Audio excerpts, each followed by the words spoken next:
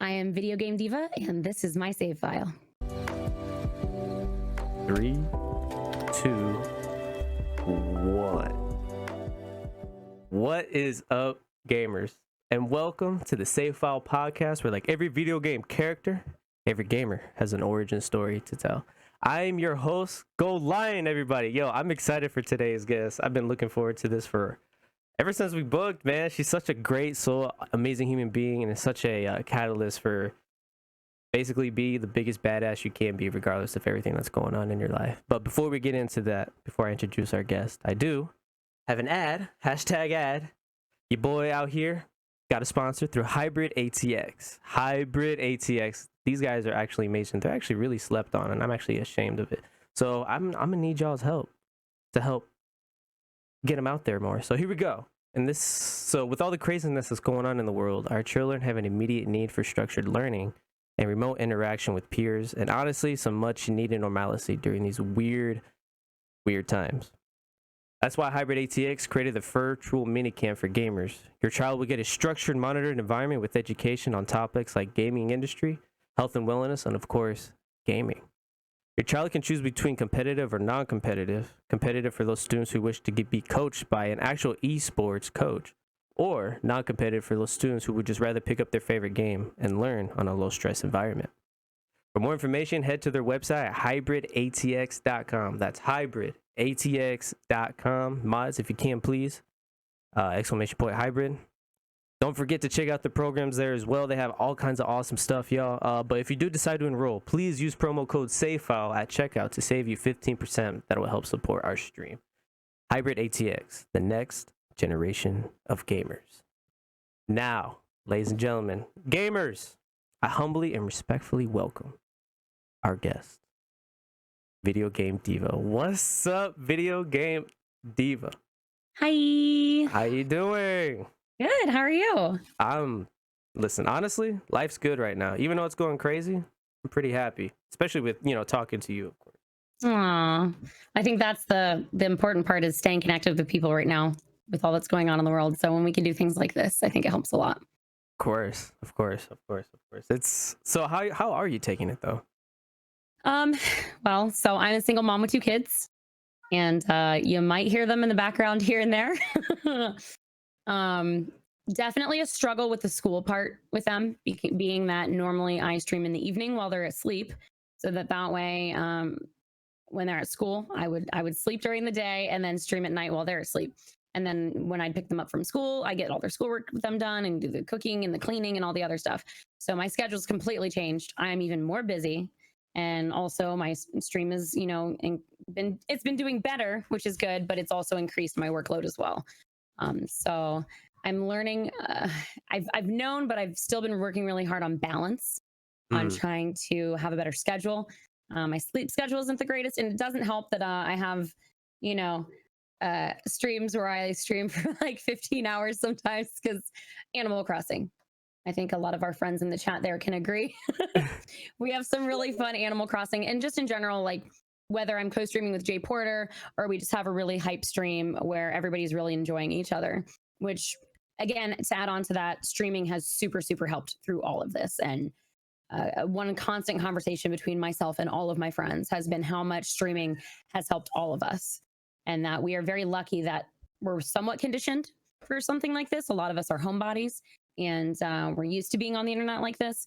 But I myself am also an extrovert, and part of the reason I started streaming was to connect with people.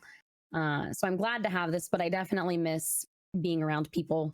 I'm a very affectionate, loving person. I miss, I got into E3 and I got canceled.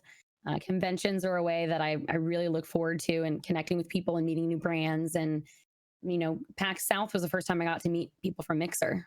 So getting to go to South and East, I'm very glad I got those experiences. I think a lot of us were very lucky that we got to go to those couple of conventions before all of this went down. So That's awesome. But I mean, with everything going on, like, what have you learned the most through your career?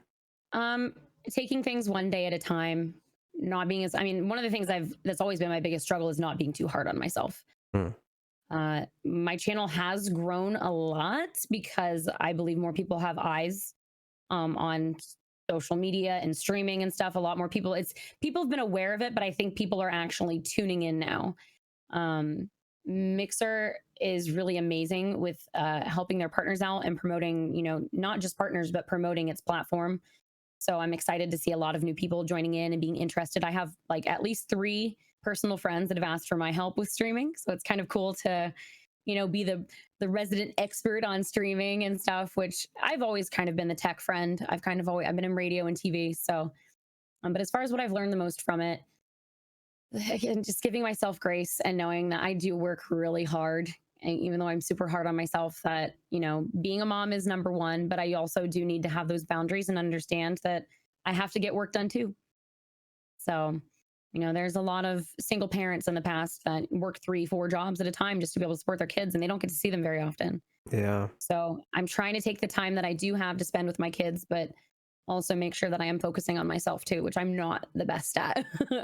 I always put others before me, and I take care of others before myself. But that's been, especially since I met my bestie anxiety, she's helped me a lot with self-love and focusing on myself and taking proper breaks. She's kind of like my older sister, even though I think I'm older. The older younger sister. Yep. That's all. Well, shout out to I don't know anxiety. if she noticed I'm wearing our friendship necklace today. So Hey, shout out to anxiety. Yeah, you do it. I see that she's doing big things out here too. That's awesome. It's good to see that people in the gaming industry that are out here, and it's nice to see that people are slowly starting to come out into the gaming industry with mental awareness, not just gaming. Exactly. And I think that's the biggest misconception, and that's where it's really fun to break the mold. And people are like, oh wait, you're a gamer, people just watch you game. I'm like, no, I do ventriloquism, and I do makeup and special effects, and I try new games all the time. We play games with the community. I even say I have a talk show in a way, because there are times where we have moments like this. I'll just go on web show. And one thing I love about Mixer is anybody can co-stream. You don't have to be a partner. So I think that's a really handy tool that you can co-stream with up to 4 people at a time, anytime you want. And there's so many opportunities that we can use this platform for. And that's one thing I'm constantly trying to push other creators and influencers with, is that, there's so much crappy media out there, and there's so much crappy news out there, that we have this opportunity to, M says, be the light. And it doesn't all have to be positive, mushy gushy. It can be real deep down stuff, which is why I like, stuff like this. So. And what does that mean, be the light?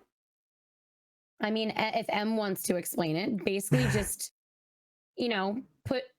don't be afraid to put yourself out there and be positive, and share yourself with others, and share love with others, and be positive. Of course. That's amazing. All right. So, Diva, tell us about your first experience with gaming. I mean, really, the oldest memory I have of gaming is sitting down in my bedroom in probably the 80s. I'm 34, so I played the originals Nintendo NES. I have a little bit of memory of the Atari, but mostly from pictures.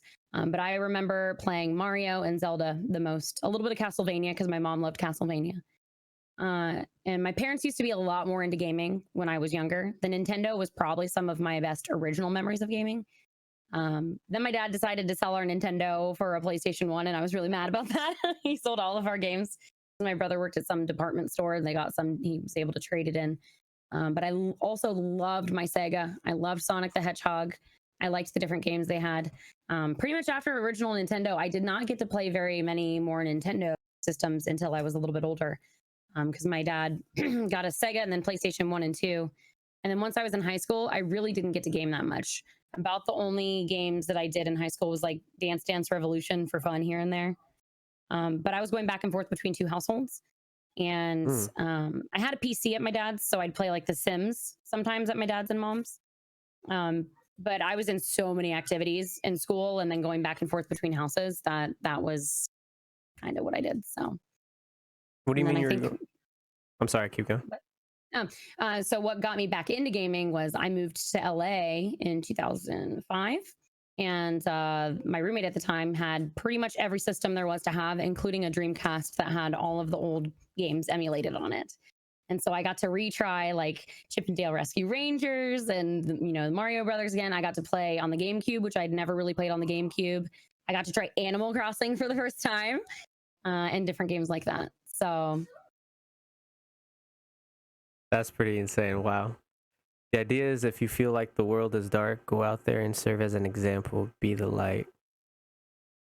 That's actually really deep. I like that, Anxiety. That's dope. By the way, I see you out there, Anxiety. You're out here making moves. I did a little bit of research on you. Keep doing what you're doing. And then Diva speaks highly of you. It's awesome what you're doing out there. And Jay Porter is one of my other besties that's in here, and Hoovian as well. Hoovian's one of my like OG mods. One of the cool things when I came over to Mixer, all of my mods came over to Mixer from Twitch with me. And Jay Porter, he's actually making his Mixer debut this weekend, like full-time Mixer debut. He's leaving Twitch for Mixer this weekend. So hey, shout out to Jay Porter. Yeah, out here making moves, awesome man. people.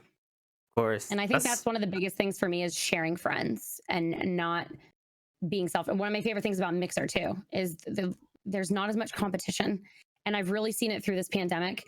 People sharing each other in a positive way and being there for each other.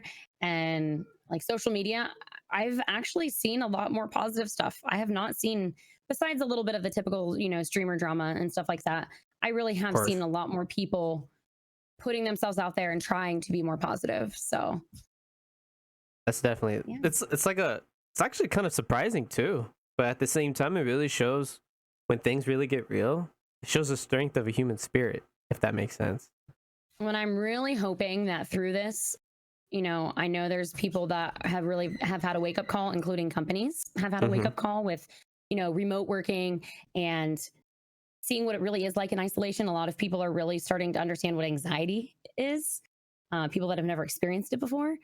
Anxiety's had some really good talks on this also, so I won't go like too far into it, but I'm also I'm a pretty huge advocate of mental health, and speaking openly and being vulnerable and putting yourself out there. And I think a lot of other people are doing a lot better job of it, because if we're stuck at home and we're not open and we're bottling things in, we're going to be even more isolated. So using the tools that we have out there to put ourselves out there and reach out to people, I'm seeing more families doing Zoom phone calls. I'm seeing more people using things like Discord and Google Hangouts, like even my kids' schooling, which that's been, like I said, one of the hardest parts is keeping my kids on track, keeping them motivated, having a schedule. Like right now, they're upstairs fighting because one of them took the tablet, or one of them's doing this, or this one won't let them on the TV, or they can't agree. So keeping them busy, keeping them interactive, keeping them on track, but also, having grace, because I'm the only one doing it. It's just me. And I already am an extrovert as it is. So having all of that pressure that I already have as a single mom, and then throw me in a quarantine where I'm completely isolated. I can't go to the grocery store very often, especially I'm not taking them. So having to find others that are able to either go for the store for me or order early enough ahead of time groceries, which it's more expensive to do as well. Luckily, their school did help me out a little bit, and they sent me a gift card for some groceries. I've had a couple community members offer to order me groceries, which has been really nice. And like I said, the stream it's been popping. Been seeing that, yeah. This month has been a lot better. I think the stimulus checks helped a lot of people, and a lot of people have been very generous with each other, which has been nice. But I don't like having to rely on streaming for money. I'm working on finding other outlets for that. Like I said, I'm also a photographer, which right now that's not really a thing that I can do that much. I feel like the quarantine and the hardest part is it's put a lot of things on hold. The conventions, I just ran into and met a lot of people at PAX East and met a lot of connections, and it's like everything halted when this quarantine happened because everybody had to reorganize their life and figure out what the heck are we doing, including teachers. So it's been hard, but again, the self-help and the mental and the working on myself stuff, that's been more of a focus, which I think I and a lot of other people have needed to do. And the people that said that they didn't have time to do things before are now finding time to do things. Yeah, not me as much, but it's definitely going to be interesting what the world's going to be like when everything goes back to normal. Because we're in a new normal, and that's one of the things I've been saying is this. It's not. I don't think it's ever really going to go back to normal. I think what I'm worried about is people going back to the way that they were, or the idea of the way things were, and not using this pandemic in a way to, you know, have a new, better version of themselves and a new perspective on things, especially like even companies, noticing how many companies were able to allow people to be remote, like people who have health issues, or single parents, or people that travel, being able to do things like using Google Hangouts or Zoom to, if they have a sick day, or like, you know, someone like me, part of the reason why it's really hard for me to have a regular 9 to 5 job. If my kids are sick, not only do I have to be the one that's at home with them, I still have to pay the babysitter. And then if I Yeah. have a job that I don't have health benefits from or paid sick days, I'm not making money that day either. And I literally was in that position. And my youngest he was just at a babysitter. He wasn't even in school yet. And he was sick a lot. And I still had to pay the babysitter. I didn't have paid sick days, and I didn't have insurance. So he does. But it's, you know, there's things that people don't realize that others go through. Yeah. And I think a lot of more of that is coming to light now with this pandemic. So I think understanding, one of my favorite quotes I've seen is that, you know, we're all in the same storm, but we're in different boats. And making sure to take care of your boat, and, you know, allowing others to patch your boat up. Raw content. I love it. That's actually very interesting what she's bringing up, is that I like that. Different storm. We're in the same storm, but different boats. It's amazing how this goes. Mad Capstar, what's up, man? Yeah, what's your profile pic? I'm trying to see it. But yeah, anxiety. And yeah, good job. I see you out here doing things. You're doing awesome stuff. I'm doing good, man. I'm out here with Diva just chilling. Hi, guys. The cool part is a lot of my community's here, and they know about my kids. I just got my youngest back today from his dad's house. And transition is a really difficult thing for children. And I call it D-Day because it's like D-Day. It's the day he comes back from his dad's. Yeah. Had multiple meetings. Yeah. And Clever. I actually, one of the things that even in just the past week or so, the first couple of weeks having to get my oldest to do his homework has been a huge struggle. He's very much like me, and he's very emotional. I'm very emotional as well. And we kind of knock heads when it comes to like me trying to get him on a schedule and do things. And he'll just break down. He'll completely break down. He'll be like, I suck. I can't do this. I hate my life. This is horrible. Like, I hate you. I hate this house. And he'll just like throw anything at me he can to try and upset me. And he's 10. Wow. And I've had to, you know, I called my mom crying one day, and I really never reach out to my mom. I've talked to anxiety. I've used, you know, talked to my community, and streaming has been one of the only things, like, I look forward every night to hitting that go live button, because it, for me, is my release and my getting to hang out with my friends. And so I look forward to that. And I just try to sit there and take a deep breath. And if I need to, I send him up to his room and I let him know when he's fresh and ready to come back down and sit at the computer again. Or if he wants to sit at the computer and cry and scream and not get it done. But if it doesn't get done, he's not playing video games. He's not doing technology, and he can sit there until he gets it done. And, you know, explaining to him that doing this, I don't just sit here and play video games. Like, there is a lot more that comes to it. And he's seeing it. He's 10. He understands it. He acts like he doesn't, but the 6-year-old doesn't. So then add in that element.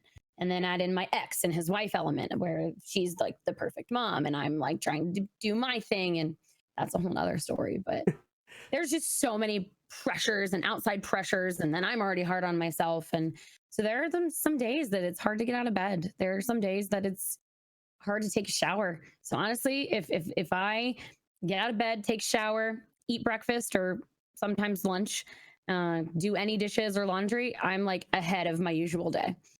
And I'm, you know, you got to be proud of simple victories sometimes. Of course. You have to pat yourself on the back every now and then. Definitely got to do that. All right, Diva. First segment we're going to get into is character creation. Basically, a little bit about yourself, how you became you, and all the best of you to this day. Where are you from? I'm from Ohio. Oh, really? I'm from Indiana. You're Midwest. We're close then. Yeah. Well, I'm not there Born and now. raised. No. Well, yeah, I'm still in Ohio. I lived in LA for a couple years. And I've lived in a lot of cities in Ohio. But yeah, I'm back to my roots for now. Basically, my ex, my youngest birth father, we live somewhat near each other, and until my youngest is 18, I can't go anywhere. So I'm stuck here for now. So where were you? So like growing up, where you said you mentioned you were. How'd you even end up in LA? How'd that happen? So I had a friend that lived out there. And I was, at the time, I was working 3 different jobs. I worked at a bar as a cocktail waitress and a bartender. I was a professional dancer on a Major League Soccer team. And I worked at a restaurant as like a hostess, cook, server. You did that all most over of there? my life, I've always had multiple jobs and been doing a lot. I see that. How'd you get into all that though?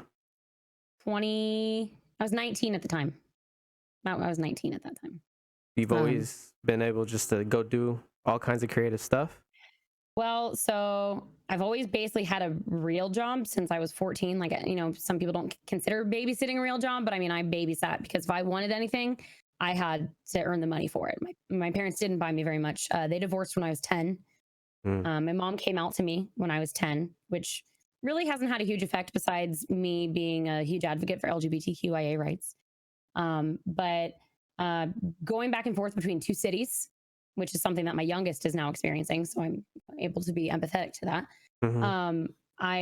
It was difficult. It was definitely different being between 2 different households that have 2 different guidelines and rules, 2 completely different lifestyles, basically. My mom's was really strict and hard, and we didn't do much. And then my dad was very like loose with rules and wasn't home very often. So I had this, I almost felt like I was kind of living a double life. So I think I threw myself into creative and things that I've always been super passionate, and I've always been outgoing. I've always loved music and entertainment and all of that. So LA just was always kind of a dream. California was always kind of a dream because that's like the city of dreams, right? You know, figuring out if I wanted to be in front of the camera or behind the camera, I thought that would help as well. And just the opportunity in LA is a lot higher than Ohio. So, so like LA, how long were you there for? 2 years. Why'd you leave? My family, basically all of them were like, yeah, we give you 2 months. So it was kind of tough because number one, I was trying to prove them wrong. But I was also trying to do it for myself. I'm very much a Midwestern girl. I'm very nice. And I definitely, like, while I had confidence in a lot of areas and I was outgoing and loved people, I definitely lacked a lot of true, real, deep confidence that I needed, I think, in a city like LA. It's really harsh out there. And I had a hard time making friends, like real good friends. And I didn't trust a lot of people, or I trusted the wrong people that ended up hurting me, basically, which was a consistent thing throughout my life. You know, either meeting eventual sociopaths or people who just were selfish and narcissists and getting taken advantage of a lot because I'm nice and giving. And I ended up, you know, not having enough left for myself. And that's where a lot of the anxiety and depression in my life came from. So California was fun and it was good opportunities, but I felt like I didn't know enough about LA and I didn't have people to help me. I didn't have the right people around me to help me really learn what I needed to learn about LA. My parents really didn't teach me a lot either. A lot of things I've done in my life, I've had to figure out myself. So there's still a lot, even at 34 years old, there's a lot that I have not experienced in life. But there's a lot that I have experienced. So it's kind of a mixed bag. How's your relationship with your parents? I'm closer with my mom, not as close as I'd like to be. She isn't super. She isn't very open communication wise, and I wish my family was more able to be open communication wise because I've always been the communicator. This pandemic's actually been really interesting with it. She's been there for me in this past year or two. She's been there for me a lot more, but she really doesn't get the streaming thing. Like if I'm going to be raw and honest, something that, like, you know, when it comes to the comparison game and comparing ourselves to others and being frustrated with what with what others are doing. There was a person that got partnered on a platform and they had a phone call with their mom, and multiple people have done this, but for some reason there was one specific one that I knew, and they called their mom and it was like really emotional and special and happy. When I told my mom I got partnered, she was like, cool. Yeah. Okay. Like and I've explained to her what it is, and I've explained to her how much it meant to me.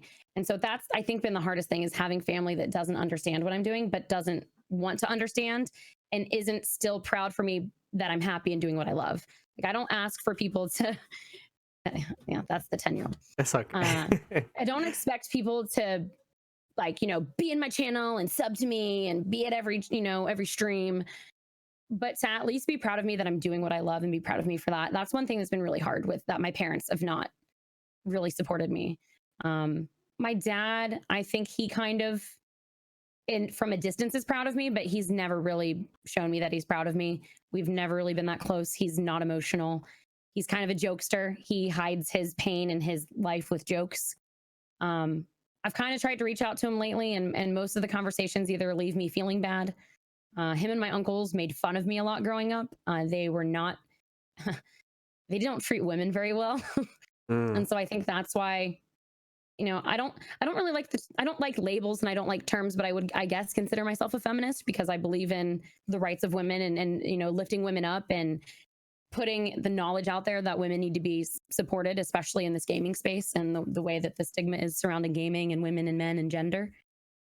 So yeah, I think there's a lot of past hurt there still, and there's definitely some therapy that I still need for those relationships with my parents. That's a whole nother ball of wax. So Well, tell us more about like streaming. I think that's where like we can kind of segue in a way into where streaming has really changed a lot for me. I've had a lot of really bad relationships in the past, and I'm sure a lot of that stems from not having a supportive relationship with my family or parents. So I'm constantly searching for love. I'm constantly searching for affection and appreciation. And my way of finding that was doing things for others. And instead of loving myself, taking care of myself, and doing what I love, I was always trying to do things to entertain others or make others happy. And I think the entertainment industry is I love it, and I love creating, and I love doing that. And I think putting in some of the issues that I've had mixed in with it at times could be unhealthy, especially with social media and like going back to the whole comparison thing. But originally the reason I got into streaming was because I finally was out of relationships. I was fully single.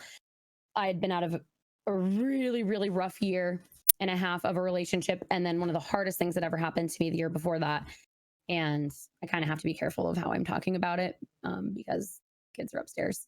But basically, I went through a really, really hard breakup with my youngest's father. And he helped me raise my oldest, and my oldest thought that he was his dad. My oldest has never met his birth father. And we were together for almost 5 years. And so like a year after our child was born, he never supported me. He never believed in anything I did. He made fun of me for liking video games. I got a Batman tattoo. He called me white trash and childish. He wouldn't go to conventions with me. He'd get mad if I didn't go to bed with him at night and if I wanted to play video games. It was almost like the gender roles were reversed with the whole gaming thing with him. He was a hard worker, and so he had that about him, but there was literally almost no emotional connection. Everything he did was for him. He was very selfish, and I was just always giving, and never felt anything in return. And finally, when I started going to therapy and even got him to go to one session with me, I'm pretty open about this, and I tell people the therapist came up with us telling 5 reasons why we loved each other. The top of his list was boobs.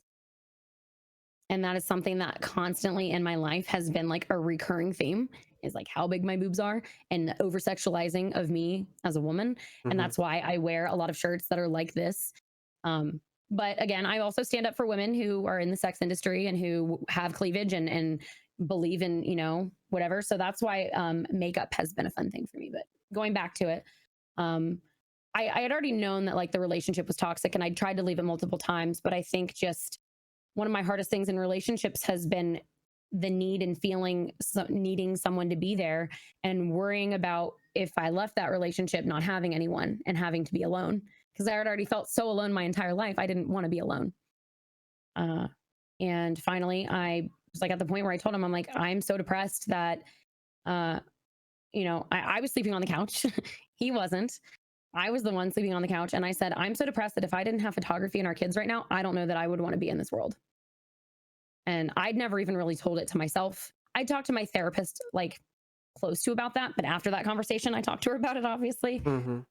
Um, but she really did. She was almost a little too nice on me, but I think she did it because at that time I was very vulnerable and very at like a very, probably one of my lowest of lows. Because I had this man in my life for almost 5 years that, you know, I did everything for, and I changed everything for. I had an opportunity to live in New York and work for Rockstar and Microsoft at the time, and I turned it down because he said I was being selfish. Which is funny that the world's kind of come full circle. Yeah. And I just was featured on Xbox recently for Women's History Month. So we'll kind of get back to that. But yeah, I just, you know, I hit rock bottom, and he was like, well, I'm depressed too, and walked away from me. And one of his things was he would just the next morning act like nothing happened, and he would never want to talk about it. And I still to this day don't know. I'm assuming he's got deep-rooted things in his past. I'm assuming that he's got other issues and reasons why he was afraid of talking about things. I know his parents were not the most open of individuals. But it was something that was like very unresolved, and unresolved things for me are very difficult because then I'm in my head and I'm like, what did I do wrong? And then I blame myself, and I'm like, well, it must be me. So therapy helped me out a lot with that, with realizing what with having that person that's removed from the situation to show me the stuff that I was putting effort in, the stuff that I did deserve to pat myself on the back for. And really being a single mother most of my life, because pretty much every relationship I've had, I was the caregiver for my children. So once we broke up, he almost immediately got back in a relationship. I got into one a couple months after, but he got engaged 7 months into his newest relationship after me. And that was really hard because like 4 of my exes after their relationship with me all got married to the next person after me. I felt like good luck Chuck. Like, oh man, you know, like good luck Cassie over here, prepping these men for their future wives. But one thing, luckily I, you know, was in therapy at the time. She helped me realize, like, just because these men are getting married does not mean that they're happy, does not mean that they're necessarily with a partner that is going to make them happy. And a lot of people, you know, as sad as I am that I'm not married and that I haven't had, you know, one of my favorite couple goals is anxiety and her husband. They have an amazing story. But, you know, they still struggle. Everyone still struggles. And we have to be careful about comparing ourselves. That's going to be like a big theme here, because that's something that I'm really bad about, you know, with social media. I think all of us are, is seeing others and comparing ourselves. But all of us are so different, and we've all experienced so many different things. And it can just be just as easy for someone to look at me and see, you know, how my thing is going and not know the shit that I have and the baggage that I have, and think that have it so easy. And that's one reason why I've always promised myself, and I've always tried to be so open and raw and vulnerable. But it also comes with a price too, because I've had a lot of people my whole life tell me I'm too much. And I think that's why a lot of my relationships failed, because a lot of the men couldn't handle someone that was passionate and driven and outgoing and talkative. And I've really had a lot of men that didn't know what they wanted out of life. And that's even been something that I realized in this past year. So after him and I broke up, I got in that relationship. He got in his wife was a little difficult for me at first. She was very condescending and perfect. And she was also a single mom. So it made me feel kind of bad. And it's been a struggle back and forth with that relationship. But the hardest part was they stopped taking my oldest. And I had to tell him that he wasn't his dad, and I had to do that alone. And then I went through a breakup that same month. That literally was like rock bottom for me. Probably I went through another rock bottom-ish a couple months ago, but that was really, really rough, having to do that completely on my own.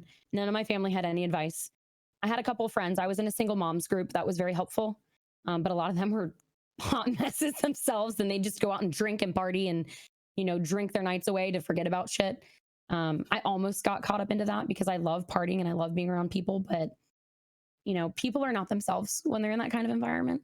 So I had to pull myself out of it, and I had to start focusing on who am I, and what is it that is my goals? What are these goals that I've been putting off? Because I'm single now, and I don't need to put myself back in a relationship. I want to be open, and I want to be available, and I don't want to block off myself from love, because I know I deserve love. Like, I've always known I've deserved love, and I believe it even now more than ever. But then I was meeting all these men still on dating apps, because that's one of the only ways I can meet people, because because I don't get to go out very often. I don't have a big support system to watch my kids for me.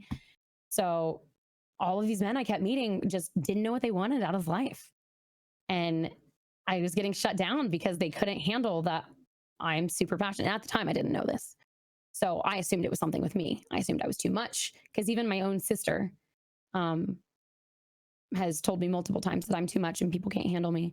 I talk too much. I'm too open about the things that I talk about, and people get uncomfortable around me. But I've since streaming. So I started streaming, like I said, in January of 2018, after going through three times of being ghosted by men, where I was like a couple dates into, like a month or two of dating into, to just be flat out ghosted. I'm like, I have to take a break. I can't, something's wrong, whether it's my confidence or whether there's something here. So I have to stop, and I have to focus on me. And I found out that you could stream on PS4 with a PS4 camera. Because up to then, I was on the radio a couple times with the VideoGameDiva at the time persona.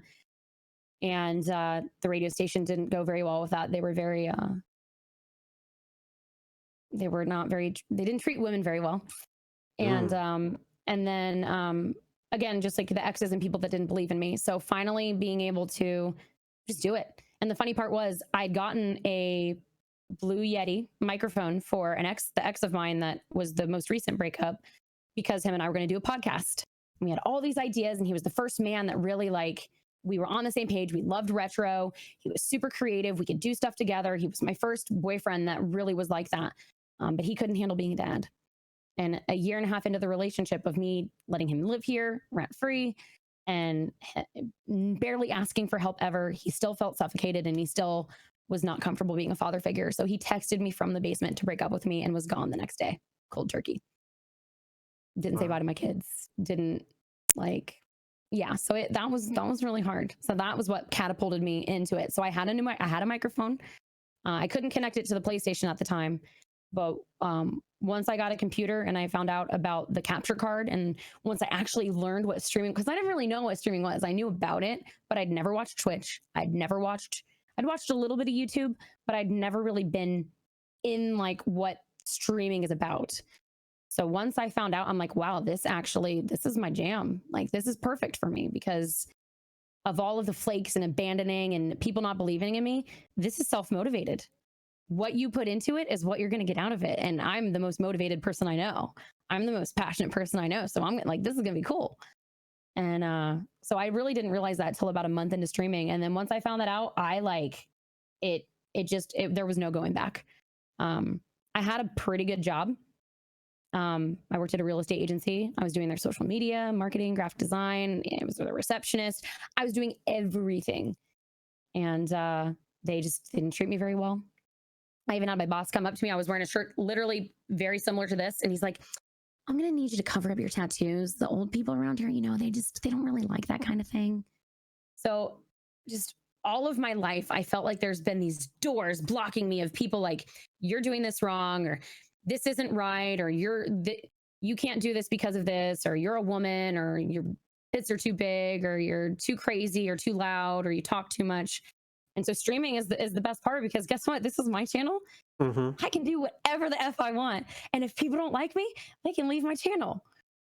That took me a little bit into streaming to get, but that was probably my favorite part, was meeting people from all over the world that you have things in common with. And there's like this like eureka moment that I've noticed in so many streamers, that like, there are other people out there like me. Yeah. I'm not alone. And there's still, again, there's daily struggles, but like, again, like meeting people like Jay Porter and Anxiety and the people in my community, having them consistently believe in me and support in me. And during this pandemic, check on me, ask how I am. I was really sick even right before the pandemic. I got sick around Christmas and New Year's, and I was the most sick I've ever been. When I came back from PAX South, I was really, really sick. And that is, even though I was alone, that is the least alone I've ever felt. I had people checking on me every day to make sure I was okay. I had my community donate me money to go to urgent care so I could go take care of myself.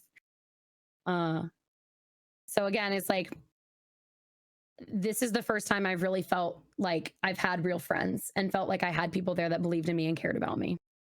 So I am in a better state than I was than any point in my life.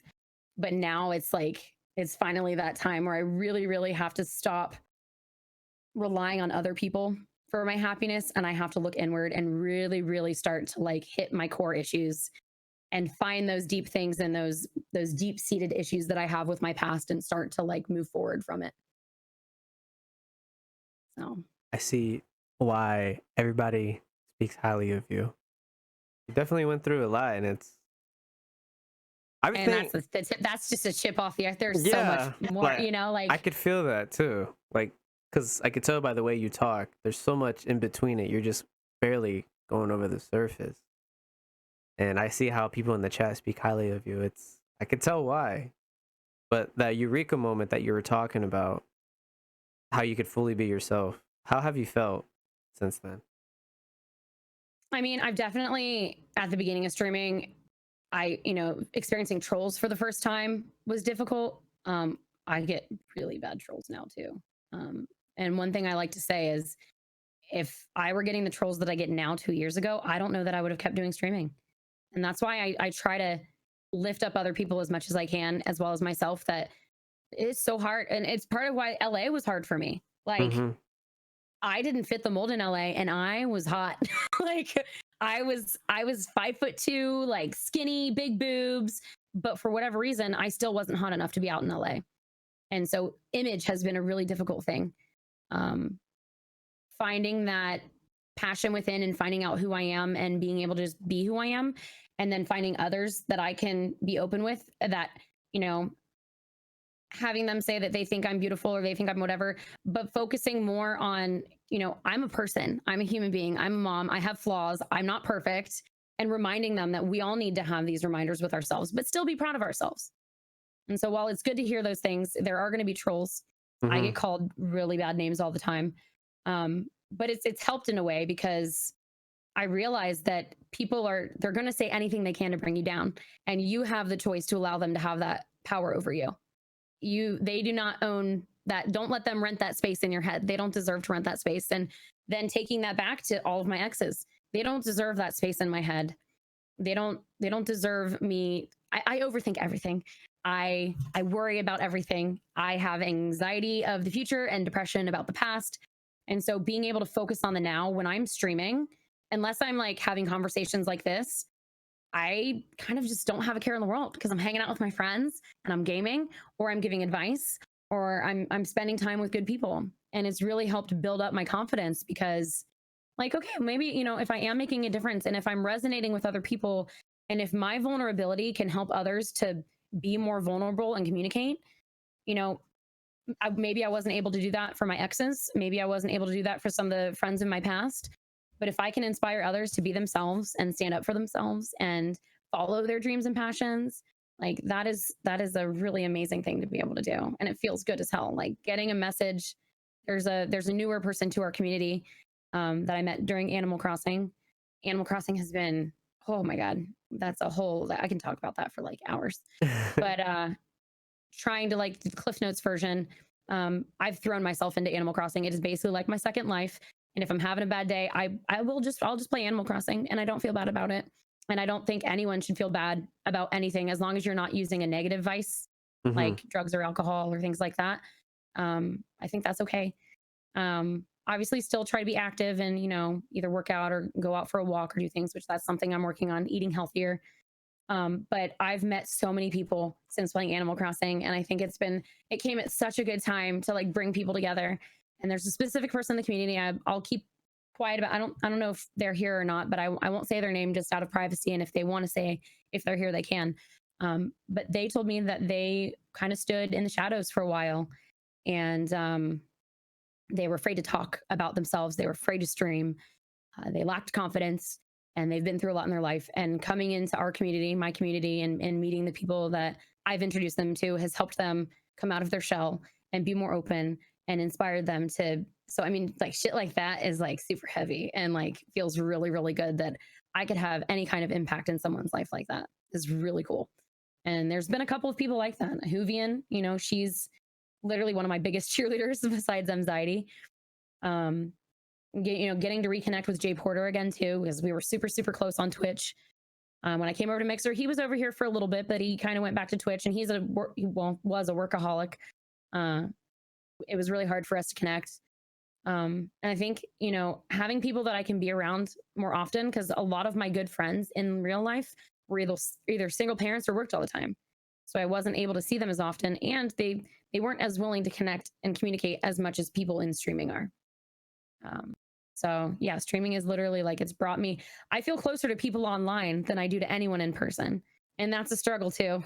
But I've learned to accept this new way of things, because I know that there will eventually at some point be a connection and contact, hopefully. There will. I know that there will be other conventions, and that there are other good things to come, because, watching where I started on my PlayStation 4 with a freaking camera, and just over 2 years later, I'm here now on Mixer with almost 12,000 followers. I've been on the freaking Xbox feature page. I was in YouTube videos for Mixer. I got featured on Ori and the Will of the Wisps, like things that I dreamed of 7 years ago that I never thought would happen. And it's so easy to limit ourselves by age and by what other people have accomplished at age. But one thing I do like to do is, looking at people like Morgan Freeman, and looking at other people that didn't find success until later in life. And when you put into perspective how much time we do still have ahead of us, we get so focused on the silliest of things.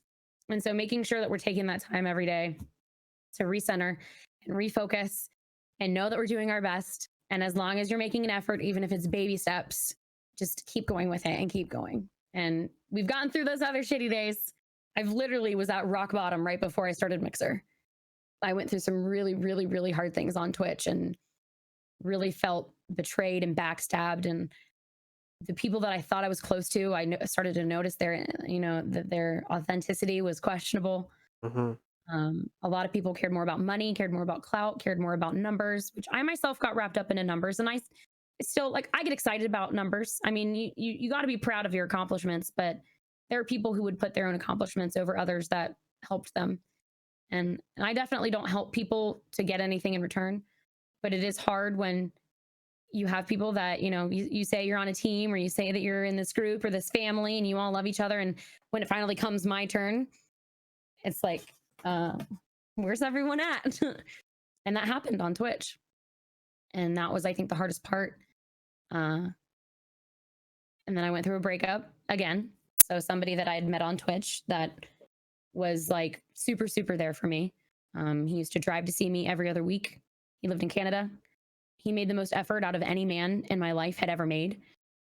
And he wasn't as open, but he was there for me in so many ways, and believed in me, and was, really proud of me. And we had a great relationship.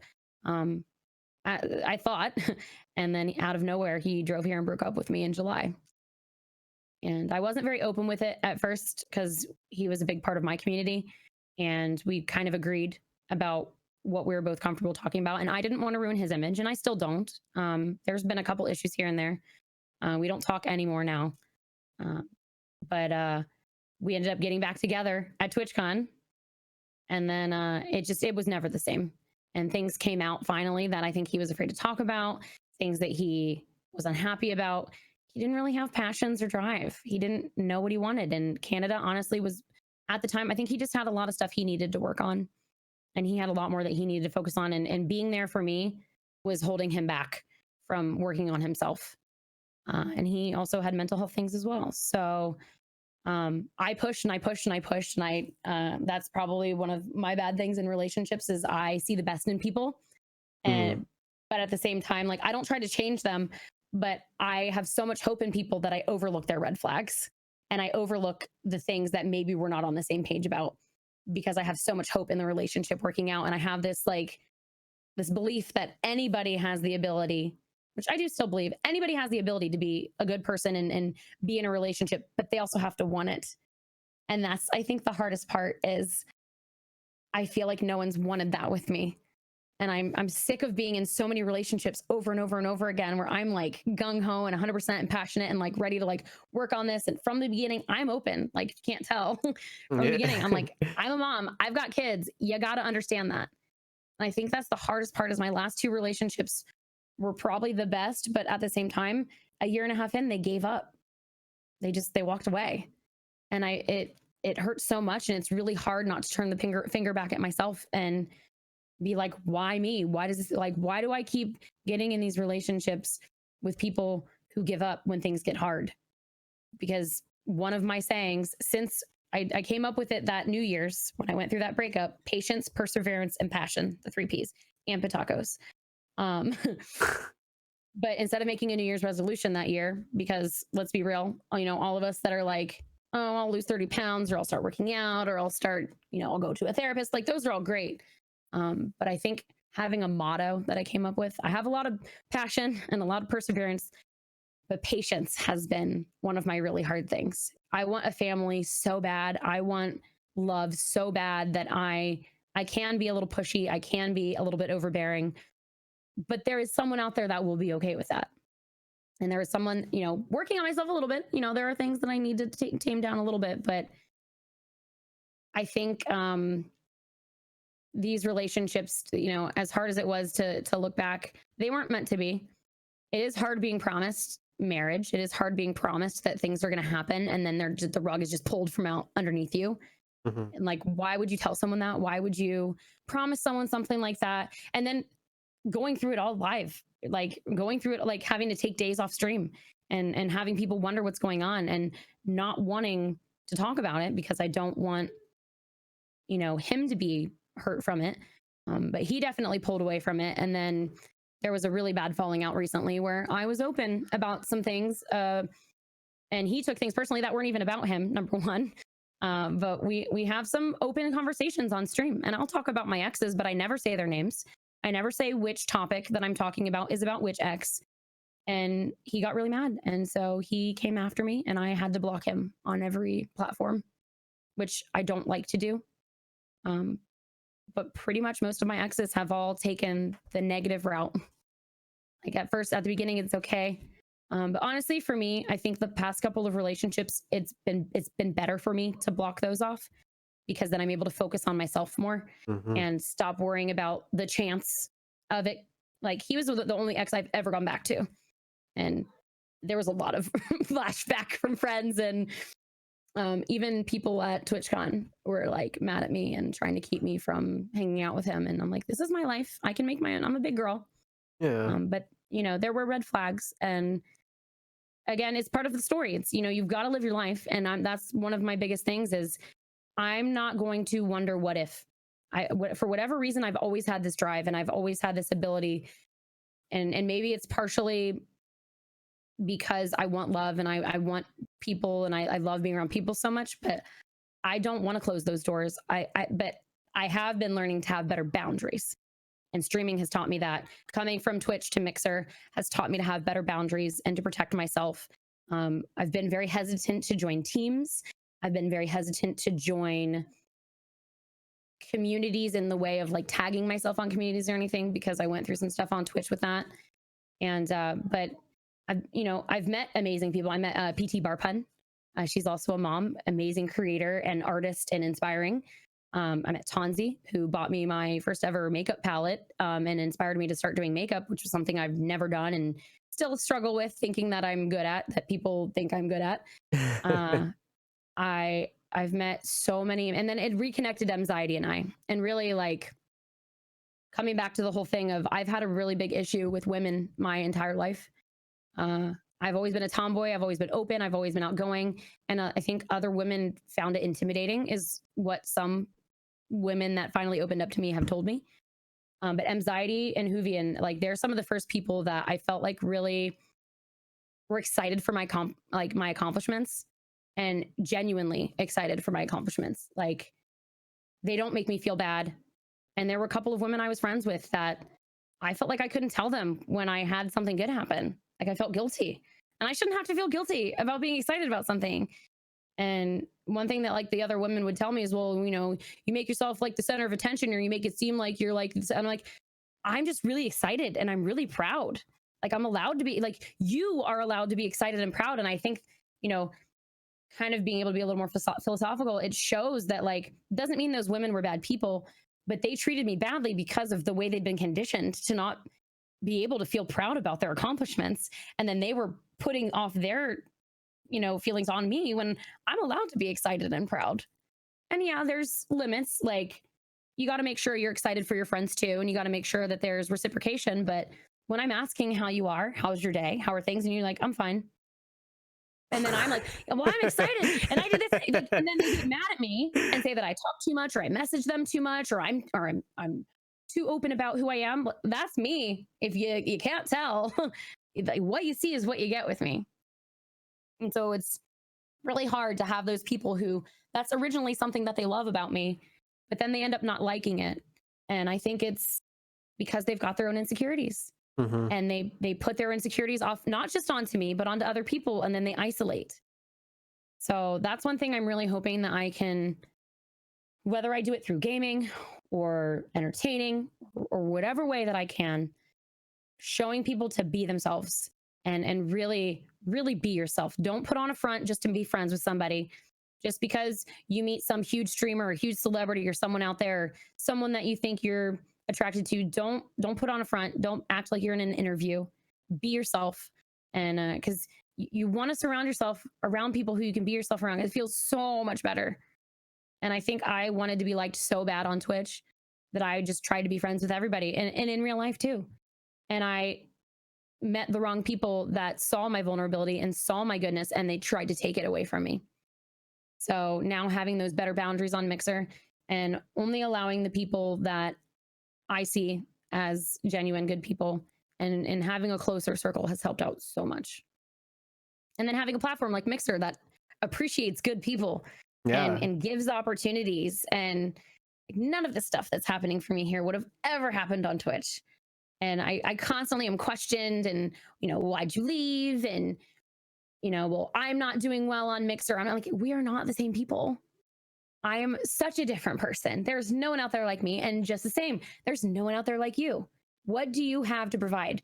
What can you bring to the table? What is different about you? We all have something that's different about us. And you can't just turn on a camera and play Fortnite. You can't just turn on a camera and do interviews. You have to have a passion behind you and a reason why you're doing what you're doing. Eventually it's going to come out, or eventually you're going to be lost and not be happy with what you're doing. Mm-hmm. So with everything that you just spoke about, from all the trials and errors, what is it that you learned? It seems like, actually very interesting. You were living for other people, so to speak. Now that you finally, with all this wisdom, and you've taken it for great instead of bad, what have you learned most about yourself?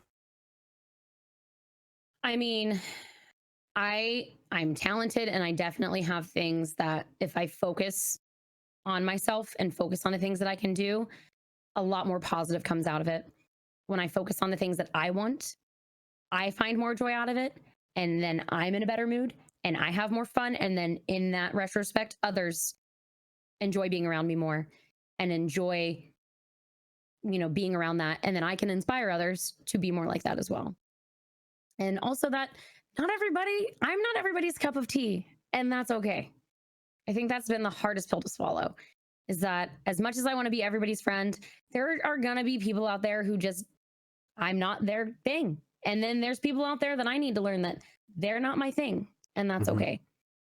Just finding the good people and sticking around that, and continuing to, make sure that I'm not pushing too hard, because I'm definitely very passionate and I can burn the candle from both ends at times.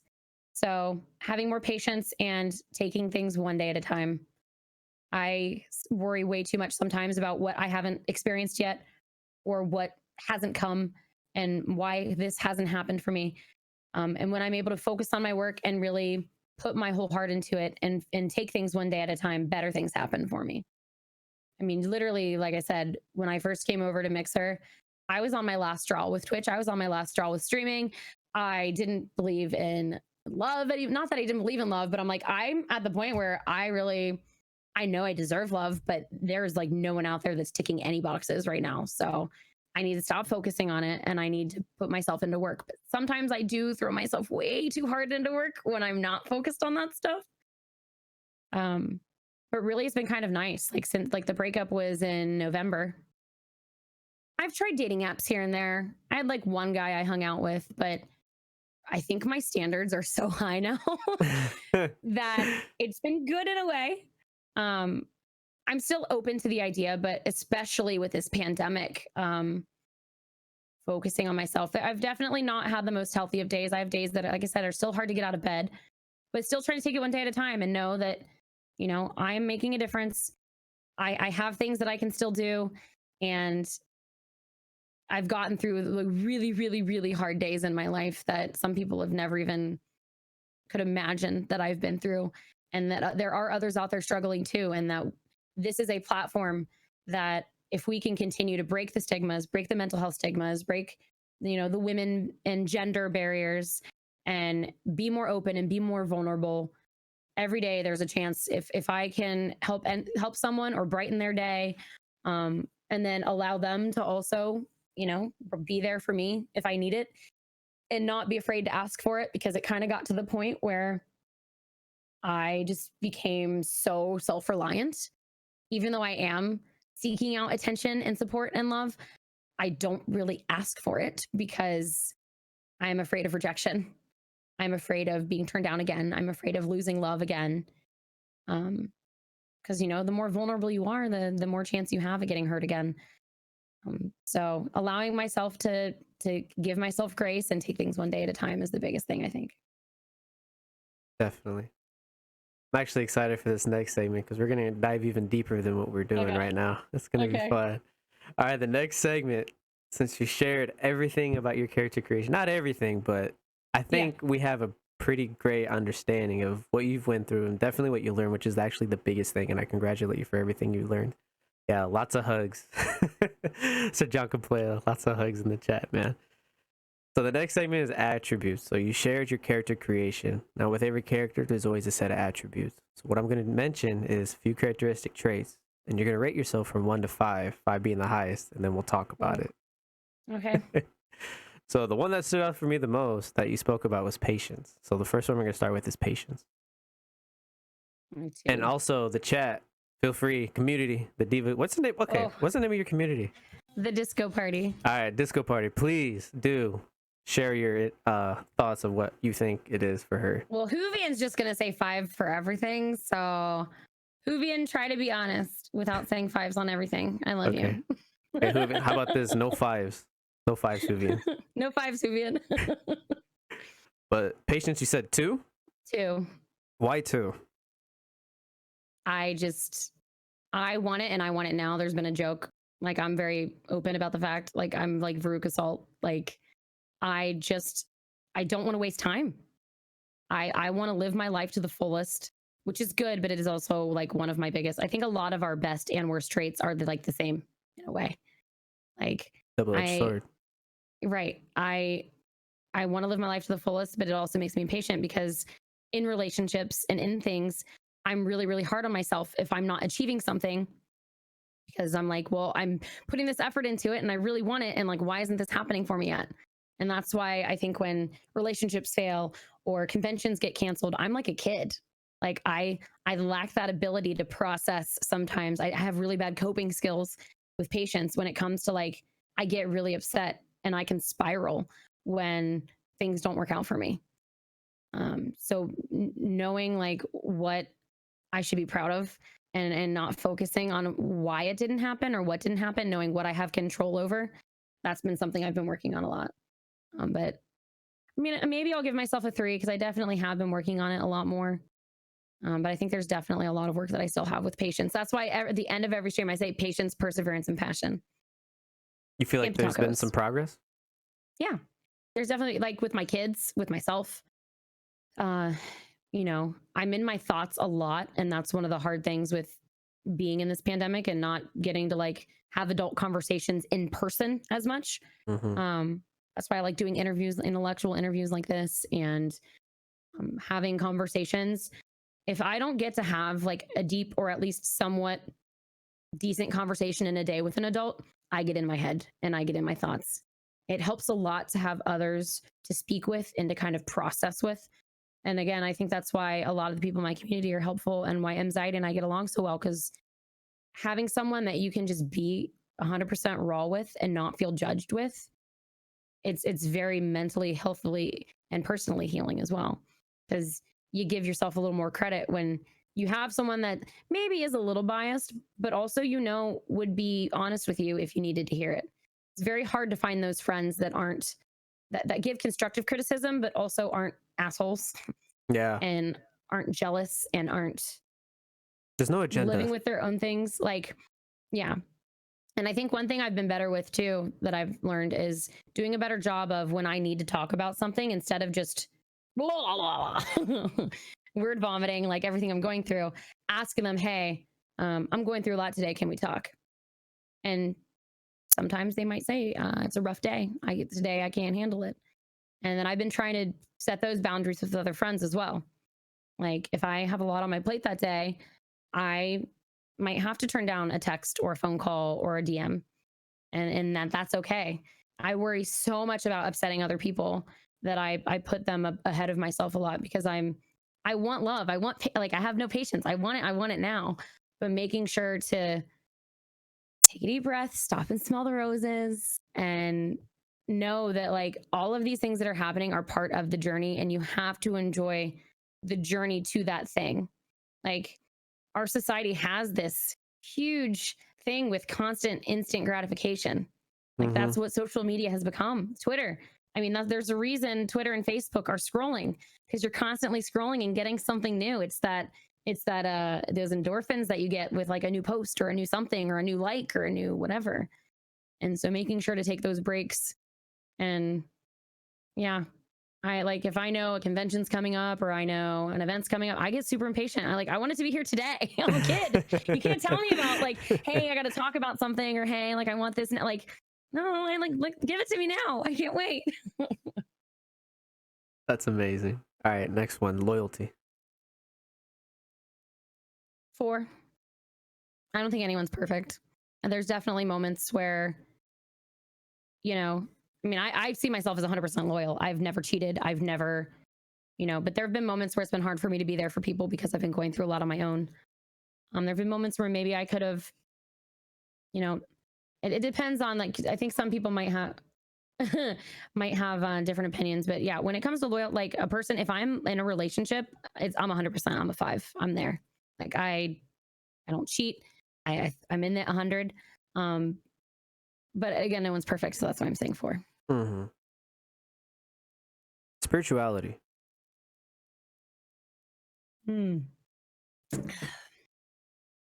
Honestly, I probably would give myself a 1. I wish it was higher. I grew up without religion. I grew up very skeptical because my parents never really taught me about anything. I didn't find out until like later in my life that my dad was an atheist. I did go to church sometimes. We went to like a Bible camp. But I felt forced into church originally when the times that we would go. And I felt like there was a church I went to. I liked a lot of the values they talked about, and I liked a lot of the stories, but I felt like the Bible and things were pushed onto me, and I didn't like things being pushed onto me or beliefs being pushed onto me. It's one thing I give my parents credit for. It's, again, a double-edged sword, because they didn't influence me on a lot of things, and there were things that I wish they would have taught me about. But in the same sense, I was able to form my own opinions and learn about things on my own. But I do wish I was introduced to more things that were spiritual and religious. I'm hoping to, I've been introduced to yoga by Anxiety as well, trying to work on learning about meditation and things like that. But when it comes to like spirituality, it's probably one of the hardest topics for me, because I have to see it to believe it kind of person. Even like I do tarot cards, but for me, it's more of an inward thing. When I read tarot, I'm reading the person. I'm not believing that I'm psychic. I'm not believing that I'm whatever. I'm doing it all on intuition, empathy, and being an empath. I feel other people so much, and I listen to them, and I get to know them, and I have really good intuition when it comes to others. So when I'm reading, there have been some crazy moments where I've literally pulled a card that I said was the card, but whether that was just a coincidence or, I mean, it shows that the card that I pulled, that was what I was thinking already was going to be the advice. I see it as giving advice to people. Mm-hmm. So that's really the closest it comes to being spiritual that I have, I guess. You have any plans on working on it? I don't really ever see church being a thing that I'm comfortable going to or doing. I don't like to say that I don't believe in God. I don't like to say that I don't believe in any kind of spirituality or any kind of deity. I am just unsure. I've always been open to the idea of it. It's always been something. There have been people in my life that have, like, I had the good friend that I was closest with when I went through the breakup with my youngest dad. She was very hard on me towards the end and basically told me I was going to hell. The end of days was coming and that I needed to have God in my life or I was going to be miserable the rest of my life. And I don't like being told that I need something like that in my life to be happy. And I don't like other people forcing their beliefs on me. If I'm going to find God or if I'm going to find spirituality or if I'm going to find whatever it is I believe, I need to find it on my own. I think I'm just very skeptical because unfortunately, a lot of the people that I've grown up around, I'm not going to say it's like specifically Christians or specifically any kind of people because I hate generalizations, but a lot of the religious people that I've met in my life have unfortunately turned me away from it because they've been so blindly following either the Bible or their beliefs, but they don't practice it themselves. Mm-hmm. So if you're going to say that you're, for example, a Christian, but I see you lying and cheating and being a shitty person and not practicing self-care and not being a good person, but then you're going to judge me and say that I need God in my life, like that seems a little hypocritical. Yeah. So as long as I am focusing on myself and, being a good mother and being passionate about my job, that's kind of something that I don't really feel like is totally needed in my life. Now, the self-care part and then, meditation and focusing on that kind of stuff, that's something that I'd be like more open to. Good answer. Confidence. Ooh, I'd say because I still want to work on it, I'm going to give myself a 3. And I know some people that's kind of a misconception about me. I think because of who I am here. What you see is what you get, but I am more confident when I'm streaming and when I'm in front of the camera. When I'm on my own and when camera is off, I get very hard on myself and I do sometimes on stream, but yes. Okay. Hi. That's my 10-year-old. He's one of my biggest inspirations, actually. He's I think a really cool thing, just to kind of we'll come back to it, but something that's really amazing about having a child. Come here. One of the things that's really amazing about having a child, especially one that understands what you do, is he is my biggest fan. He checks with me every day to ask how I'm doing, to ask how my stream is going, and to make sure that I'm doing okay. Sorry, buddy. And I think obviously I know like my community's there and they love me, but like I know 100% this kid has my back and loves me and believes in me. And he's not saying it to I got so bad. he's not saying it to blow smoke up my butt, he's not saying it to get clout. He's not saying it because he wants to be my friend. He really believes it. And so like that is something that like you cannot pay for, you cannot ask for. And he's goofy like me. one thing that like I love, that's a characteristic that him and I have, is in the hardest moment, in like a super deep conversation moment, I like throwing a little bit of fun in there. I like throwing a little bit of humor. I like kind of bringing it back to square one and realizing that, you can have a deep, real conversation, but you still gotta like laugh at yourself. You still gotta have some fun. Yeah. And especially being a single mom with 2 kids, I am getting hard on myself. Like some of the hardest moments, I sit there and I'll just, even if I'm crying, I'll sit there and laugh. Like, this is stupid. Like, why am I letting this upset me so much? Why am I? And some of it is, I can't help it. Some of it is just, it's my mental health and it's a part of who I am. I'm very emotional. I feel a lot.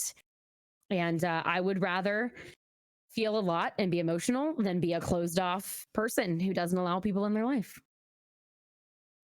And I think that's something that, again, to come back to like the relationships and stuff, I think a lot of people out there are just so closed off because they're afraid of rejection and they're afraid of getting hurt.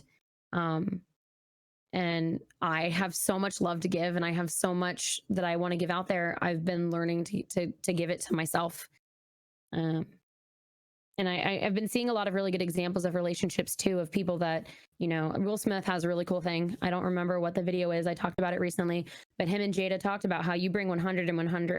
I hate that there was that theme out there that was like 50-50. It's 50-50. Like, no, you got to pull your ass. Like, you got to pull your side. You got to do your shit too. And then they have to do their shit too. And then you have to meet halfway. But it is okay to make a schedule or whatever is best for you guys to have your time and your time, and then your time. And then there's the kid time. So I think that's the hardest thing is there's so much on everybody's plates all the time, prioritizing. And I feel like I've never really been anyone's priority. And I've worked so long, so hard to like take care of my kids that now is like a really good time to take care of myself. So the confidence, that's something that I really am working on. And I've become more proud of myself. Things like the Upliftathon with anxiety, getting partner on Mixer. I mean, I've been rejected and had been turned down from so many things. I got rejected on Twitch 4 times for partner. And I work really, really hard. And in the radio station, getting rejected from that. Even the dance team that I was on, my coach, I was 19 years old and she grabbed my stomach and told me I needed to lose weight. The job that I worked at, having the boss tell me that I needed to cover my tattoo when I'd worked there for 2 years with the tattoo. Like, it just felt like so much in life was unfair. And I had all these constant things thrown at me and people not believing in me or people saying I wasn't enough or saying I was too much or, so all these roadblocks. And finally, like, I feel like Mixer is one of the first places where I've been able to truly be myself and that people are seeing it and that I am finally making a pathway and making waves for myself because I'm doing it for myself. I am doing it to help other people, but I love what I do. And I think that shows. And I think it's helping inspire others to do what they love. And so focusing that back on myself and then having the confidence to keep going. And, I would love to have more confidence in my body painting and face painting and not compare myself to others, but that's something I need to work on. Yeah, I think that's forgiveness. With myself or with others? We'll start with others. I'm a 4. I think if I have an issue with forgiving, it's usually in relationships. Because I feel like, like I said, I feel like people just have given up on me. I feel like things get hard in life. And one of my biggest frustrations that people do is they say, well, we just met at the wrong time, or there's too much going on in our lives right now. Bitch, there's going to be things always going on in our lives at all times. If you can't handle us at our worst, if we cannot get through our lowest of lows together, then we're not going to get through anything. It is not always going to be sunshine and rainbows as much as I'd love it to be. And I'm a really positive person, but I'm also real. And I also am not afraid to say that, there are limitations and there are going to be hard moments. And you need to find I hate the term ride or die, but you need to find your person who perseveres with you. You need to find your partner and your friends who are there for you when it's shitty, who aren't just there when you're sitting at 500 viewers, who are there when, and so I think I lack forgiveness for people who make excuses and who refuse to do self-work. But I've been doing a lot better job of forgiving my past exes and issues and family members. And that's just who they are. And there's nothing I can do about it. Like, I can either sit here and be upset about the past transgressions or figure out what I learned from it and move forward. So I'd say I'm definitely a 4. There's work to be done. But that's something that I've done a lot better job, even in the past couple of months after the breakup. What about with yourself? Ooh. So that's where we go back to being really hard on myself. I have a really, even just this morning, getting out of bed, I'm like, I have an interview today and I got to take a shower and I got to get my kids to do their schoolwork and they're already fighting and I got to eat food and I got to do dishes and do laundry. So when it comes to forgiving myself for the fact that I can't get everything done, I am not Wonder Woman, even though people like to call me Wonder Woman sometimes. I am a good person and I do work hard, but I have a lot of work to do on myself still. And forgiving myself is a hard thing because I think, we are all our hardest judges on ourselves, but I'm very, very, very hard on myself. So I think putting forgiveness and confidence together, you know, self-value and making sure that when it comes to understanding that I can't do everything, even though I try to, I don't have a lot of support, being able to ask for help. Um, Again, still though, I don't have a lot of help. I don't have a lot of beside, you know, I have a community, I have an amazing community, I have good friends, but they're not here. They're not in Mm-hmm. person. I lack that physical help. Mm-hmm. And my mom and sister and aunt, they've been there for me somewhat through this. But I put a lot of pressure on myself because I have to do a lot for myself. So yeah, I'd say for me, forgiveness is probably, I mean, I'll say 3. I'll go down the middle because I definitely been doing a better job of, you know, anxiety again. She's helped me a lot with it's this, what we're going through right now is just, it's so much.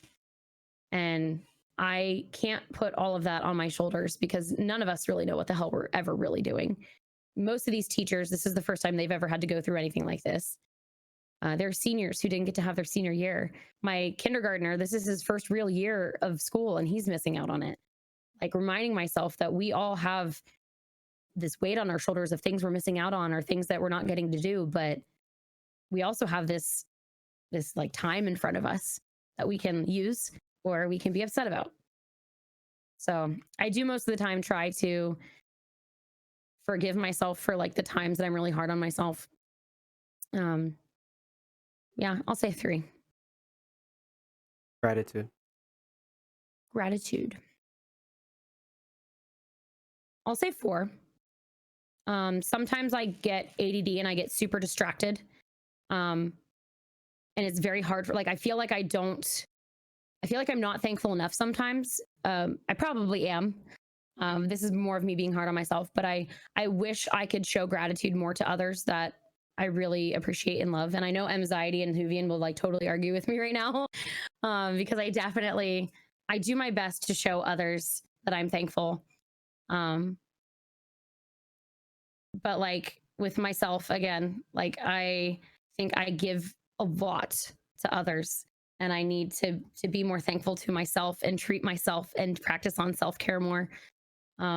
Self-care is a very hard word for me because I was even asked recently, like, hey, if you, I know, what would be something that you would want to do for, you know, you got the stimulus check, say you had like $200, like what would you spend it on for self-care?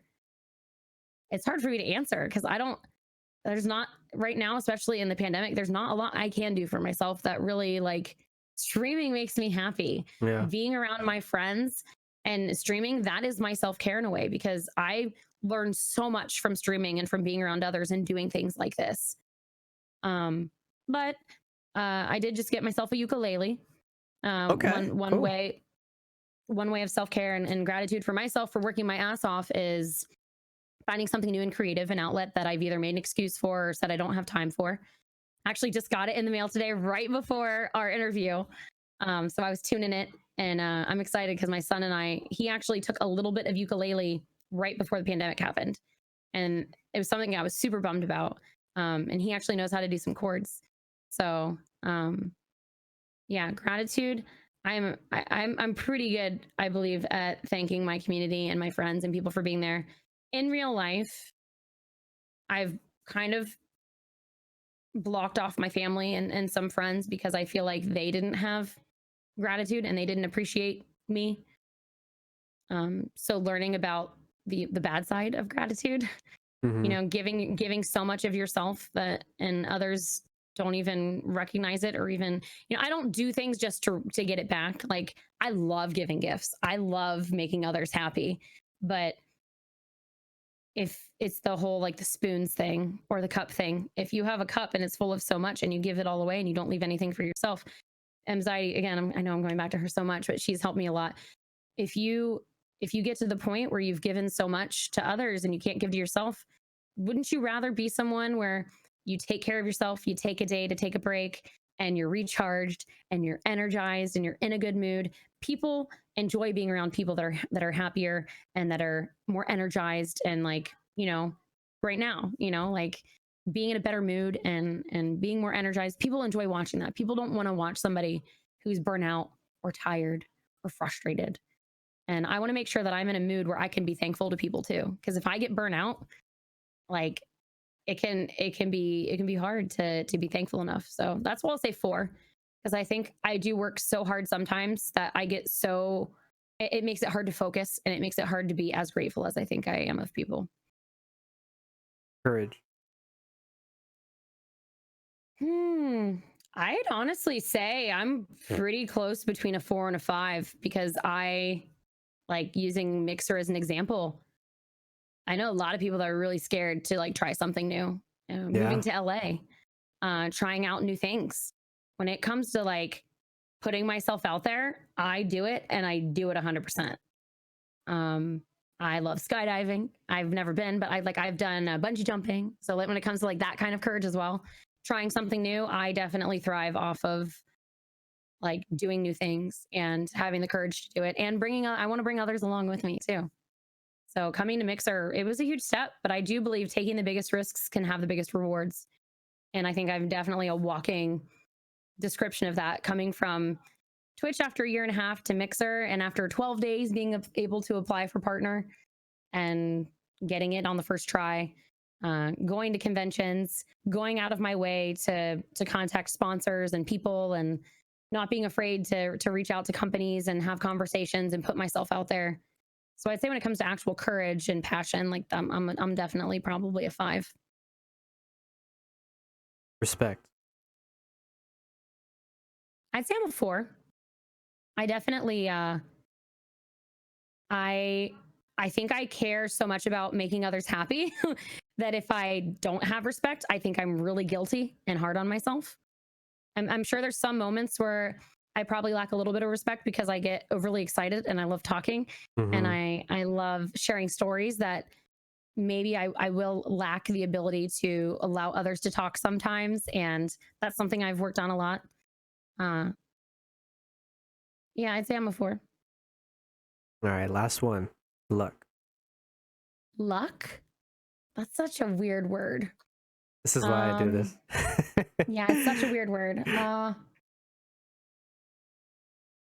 I think so. There's been a couple people that I'm inspired by that have had really interesting things to say about luck. One of them is Ashley Christ. I don't know if you know her. What I think the thing with luck is, if you're able to take the bull by the horns when you're presented with luck. Because I've actually had a lot of people that are like, you're so lucky. I'm like, I'm number one, I've actually had a lot of doors slammed in my face. I have had some opportunities, but I do feel like a lot of those were brought upon because of my passion and courage and things in perseverance. I don't think those opportunities would be put in front of me unless I busted my ass. And I wouldn't be able to take those lucky opportunities if not. And when it comes to like raw luck, as far as like gambling or like crazy things like that, I don't have any. But when it comes to taking the bull by the horns, and I mean with Mixer, with some of the opportunities I've had with sponsors, but I think again that's more right place, right time, and having the right mental state and the passion to pull through with it. Awesome. You know who Tony Robbins is? Yes. He has an interesting his way of luck is when preparation meets opportunity. Yeah, that's kind of what I was trying to say without those good words. You know, like that's what I'm saying. Like if luck shows up for you and you're not ready to take the bull by the horns and you're not prepared for it, it's not going to happen. It's like if you go into a job interview and you're not presenting yourself in the best way, it's not going to happen for you. Yeah. If you go in lacking confidence, like so many people when they ask me about Mixer and they're like, well, you know, I'm not successful, or I'm not doing this or that, or I'm going to try YouTube, but no one's going to watch it. I had a friend that literally I ended up like dropping a connection with, and because on Twitter, they're like, well, I'm starting YouTube, but no one will probably be there. I was like, well, not if you have that attitude. Who's going to want to come to you? Hey, I'm starting a YouTube channel, but you're all going to hate it. No one wants to come to that. Like, why are you doing that? So if you're, you know, if you're putting your best self out there and you're putting your best foot forward, it's more attractive. People don't like misery loves company, but people don't like misery. And that's why I cannot stand a lot of these channels that are based off of toxicity and these influencers that are pushing toxicity. And I have a very, very strong stance on the way that we're influencing younger generation, especially being a mother. But the language that we're using, the terms that we're using, I know I'm kind of veering off the subject here, but this is something I'm very passionate about, that I speak, especially with all the trolls that have been happening. I've had really bad ones even last night. But I don't allow my child or people in my channel to say the term re, because it stems from something negative, and a lot of people did not know that. I don't allow people to use the R words that have to do with ear, whatever, and mental health type stuff. Anything that is essentially a negative label or could be used in a negative way, I don't allow to be used in my channel or in life. So I think we have this amazing opportunity to put our best foot forward. And I think, you know, the good companies and good people out there notice that stuff. If you're going to have a toxic community and you're going to be using those words, you're going to miss those good opportunities. You're going to miss those sponsorships. And I do have my moments. I'm lewd. I'm not going to lie. We have super lewd, crazy conversations sometimes, but they usually lead to deeper conversations and being real and open. Yowza. We make a lot of silly, goofy, lewd jokes, but when it really comes down to it, I think it's mostly just about being open and vulnerable and having fun. And if other people don't like that, then they can either leave the channel or they can be around and enjoy it. Good way of looking at it. Definitely looking forward to your career. This is going to be interesting. Going to change a lot of lives. I mean, you're doing it now, but I'm trying. No, you're not I don't trying. feel like I do. Sometimes I feel like some days I'm literally just playing Animal Crossing, drinking, and being lewd, and I don't feel like that helps people. You'd be but surprised. Stuff like this, though, I really do. I enjoy doing stuff like this. I enjoy being at conventions. I really would love to do more panels. I would love to do more podcasts. Obviously, I love talking, but I love sharing experiences. I love hearing about other people's experiences.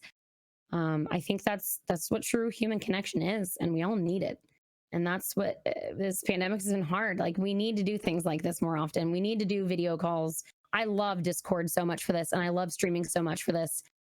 I think that's part of why my long distance relationship even lasted, was having something like Discord, because I'm an in-person kind of person. I need to be around people and not just my kids. I love how you had to emphasize that. You need to take your adult time. Yeah. You are allowed. That's one thing. Like when it comes to like really taking care of myself and understanding, like, I need my mommy time. 100%. Of course, everybody needs that time. All right, Diva. You spoke about your character creation and you gave yourself your attributes. Now you're off to your main quest. So what is your main quest?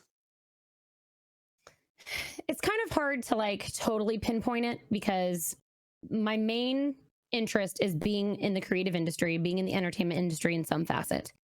I love streaming. I don't see myself doing that necessarily forever. I think technology is ever evolving and ever changing, and I want to be on the precipice of where that's going.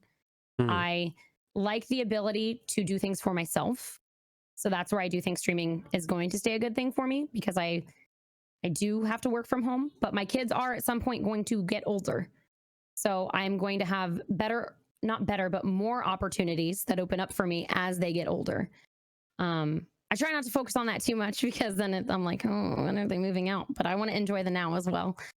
But when it comes down to it, I would love to find some creative outlet with streaming, photography, face painting, entertainment, filming, whether it's having a studio or traveling and doing, going out to conventions, or having panels, teaching others how to find their passions and how to be themselves and be vulnerable.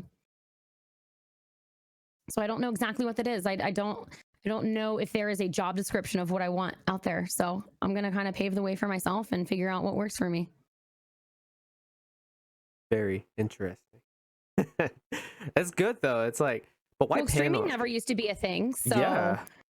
I feel like, like what's next? Technology is ever evolving, and there's, I do like the idea of IRL streaming. I want to travel so bad, and I've wanted to travel so bad in my life. And I would love to share like my experiences with, like, one of the ideas I had was like to travel with my kids and to share those experiences with my kids. But at the same time, there's the whole privacy aspect of it. And the world can be so scary that I've been hesitant to do something like that. I love photography, and I've thought about doing stuff with my photography, but then again, that's even being vulnerable too, because then it's like teaching and I don't have a degree in it. And then there's the questioning of what do you know? And so I have so many ideas. I think I just, focusing and honing in on what that real thing is that's going to be that. But I also don't like pinpointing myself into categories either. I like trying new things all the time. Mm-hmm. So just finding what's the next best thing. I do love conventions though. I love events. I used to do concert photography for the radio station, and I used to get to do like live event photography, being around people. So something to do with like live events or something like this where I'm creating and being creative and I'm entertaining people. Awesome. Okay, so with every main quest is always a set of side quests. What are some of your side quests? I mean, the ukulele is kind of one right now. I don't see myself being like a musician. I mean, technically you're a musician if you sing or play instruments or whatever, but I don't see being a musician my main focus. So having something like that, where I have had a guitar since I was 16 and I never learned it. I would like pick it up for a month or so and then I'd put it down. Finding some hobbies like that I can focus on. Maybe doing a little bit more makeup again so that I can practice and get better at that. Just exploring all the different facets of creativity. I mean, it's kind of the same. I don't ever have I like to be kind of a Renaissance woman. I don't see myself really good at one thing. Mm-hmm. I like to kind of have my fingers in a little bit of everything and just try new things. Awesome. Anything else? I think that's what helps my channel, honestly. Keeps it different. It keeps it different. It keeps and I'm a variety streamer. They play Fortnite and Dead by Daylight. That's not a variety streamer. And that's not knocking anybody, but you might want to think about Low it. If key, you say though. you're a variety streamer, you're probably not one. If those are the only two, Are you a variety streamer? And to be fair, I've only been playing Animal Crossing, so I know. But I definitely, there are some things that I pick up and put down. I get bored. I get ADD with it. Jay Porter and I both also joke that we're ADD gamers. We get really bored, but I think Animal Crossing has really been able to fill a void where there is something new every day, because with the new day, there's new things. But I have kind of done so much in the game. I have over 400 hours in the game. Really? Yeah. That game just came out, didn't it? Yeah. Hey, I'm not knocking on you for. I'm like, that's commitment. Congrats. Well, and I don't have very many games that I've put that much time into, because I get I love Zelda. If you can't tell, this tattoo is very important to me, by the way. But I couldn't finish Breath of the Wild. I cannot. When there's a game like that takes so much attention, I have a hard time even sitting down. I think the reason why I can do streaming is because it's different, and I'm talking and I'm playing games and I've got people around me that are constantly stimulating me. But when it comes to sitting down, unless I'm watching a movie or something new is happening in a show, I can't just focus on it, and I have a hard time going back to it.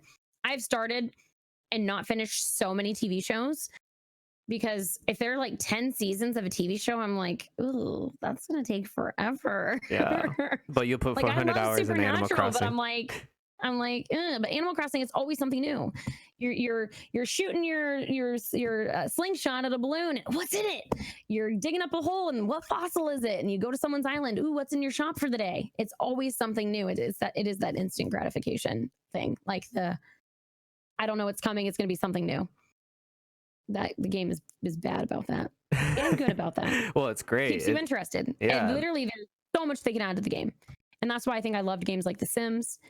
I love it's kind of a way, you get to decorate your own house, and you get to collect things, you get to share things with your friends. And that's one thing I've really used with Animal Crossing is, I'm going to be honest, this is a humble brag because it's something I'm confident about. I have been at the top of the category a lot since the game is out. I'm usually one of the top people up there. Now, not as many people are streaming it anymore.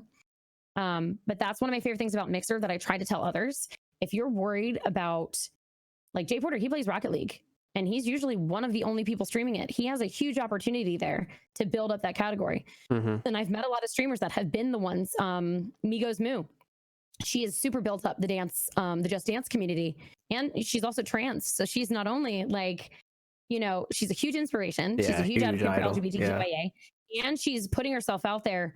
Just Dance is a very hard community to be a part of. There's a huge stigma around it, and she kicks ass. So there are so many people who you can draw inspiration from here on Mixer that I think is overlooked because of how big the younger generation has influence on what games they're watching. But us as our generation need to make sure that we are supporting and focusing on the people that are trying to build out and make streaming not just about battle royale. And there's definitely a misconception about Mixer, and I'm super defensive about it. I'm like a huge cheerleader for Mixer at conventions and things, and I will be the first person that will like argue and fight about, you know, what Mixer is about and what Mixer does. And once they hear my story, and that's what I love. And now some of my new, you know, anxiety, and then now Jay Porter coming over, my friend Celestial V came over. You know, some of the people that came over are having these success stories here on Mixer. It's showing the people that are passionate and that don't give up and that persevere and have patience. See what I did there? Yeah. They're the ones that are becoming successful because they're not expecting it right away. Yes, I did have some things happen. They may have seemed right away to people, but once I tell them what I've been through my entire life, how many opportunities that have been in front of me. I mean, I worked at a movie trailer company in LA. I was talking to people at Universal and Paramount, and like I was 20, 21 years old, and I had people from like big companies like sending me bottles of champagne for my 21st birthday because I was so dedicated and passionate. But then when it came time when they had job openings at the company, they didn't want to move me from receptionist, administrative assistant to production assistant or copywriter because I didn't have enough experience in that position. And I was so frustrated because I'm like, I literally had never been a receptionist. I'd never worked in an office. I had a lot of customer service experience. They fired their administrative assistant. I was 20 when I started working there. And it was a big company. They did the movie trailers for Harry Potter, for Blood Diamond. We had big directors in there, Curtis Hanson, Zack Snyder. I got to get Zack Snyder lunch. But they stuck me in this category. They left me at the front desk because I did too good at my job. I'm like, how can you do too good at being a receptionist, administrative assistant, and you don't see that drive and want me to move up within your company? And I was so mad, and I was impatient. And that was one of the things that probably would have been better for me when I lived in LA, because I saw all these people around me moving up or getting the things that they wanted or having blind luck, like, or having gorgeous, amazing bodies and a different look. And then that was what got them the role. But LA was like really hard because it was such rejection. Like you could get a role and it's shut down. Like you could record your part in a movie and it doesn't make the cut. Like, I don't know that now I'm definitely more emotionally and confident, mature than I was then. But then like rejection was so hard for me that it did push me. I came back to Ohio to finish my degree. A quarter before graduating, I got pregnant. So that's what kept me here. Because I was about to go back. Like I was a quarter away from graduating and I was going to go back to LA, and I still have all my connections.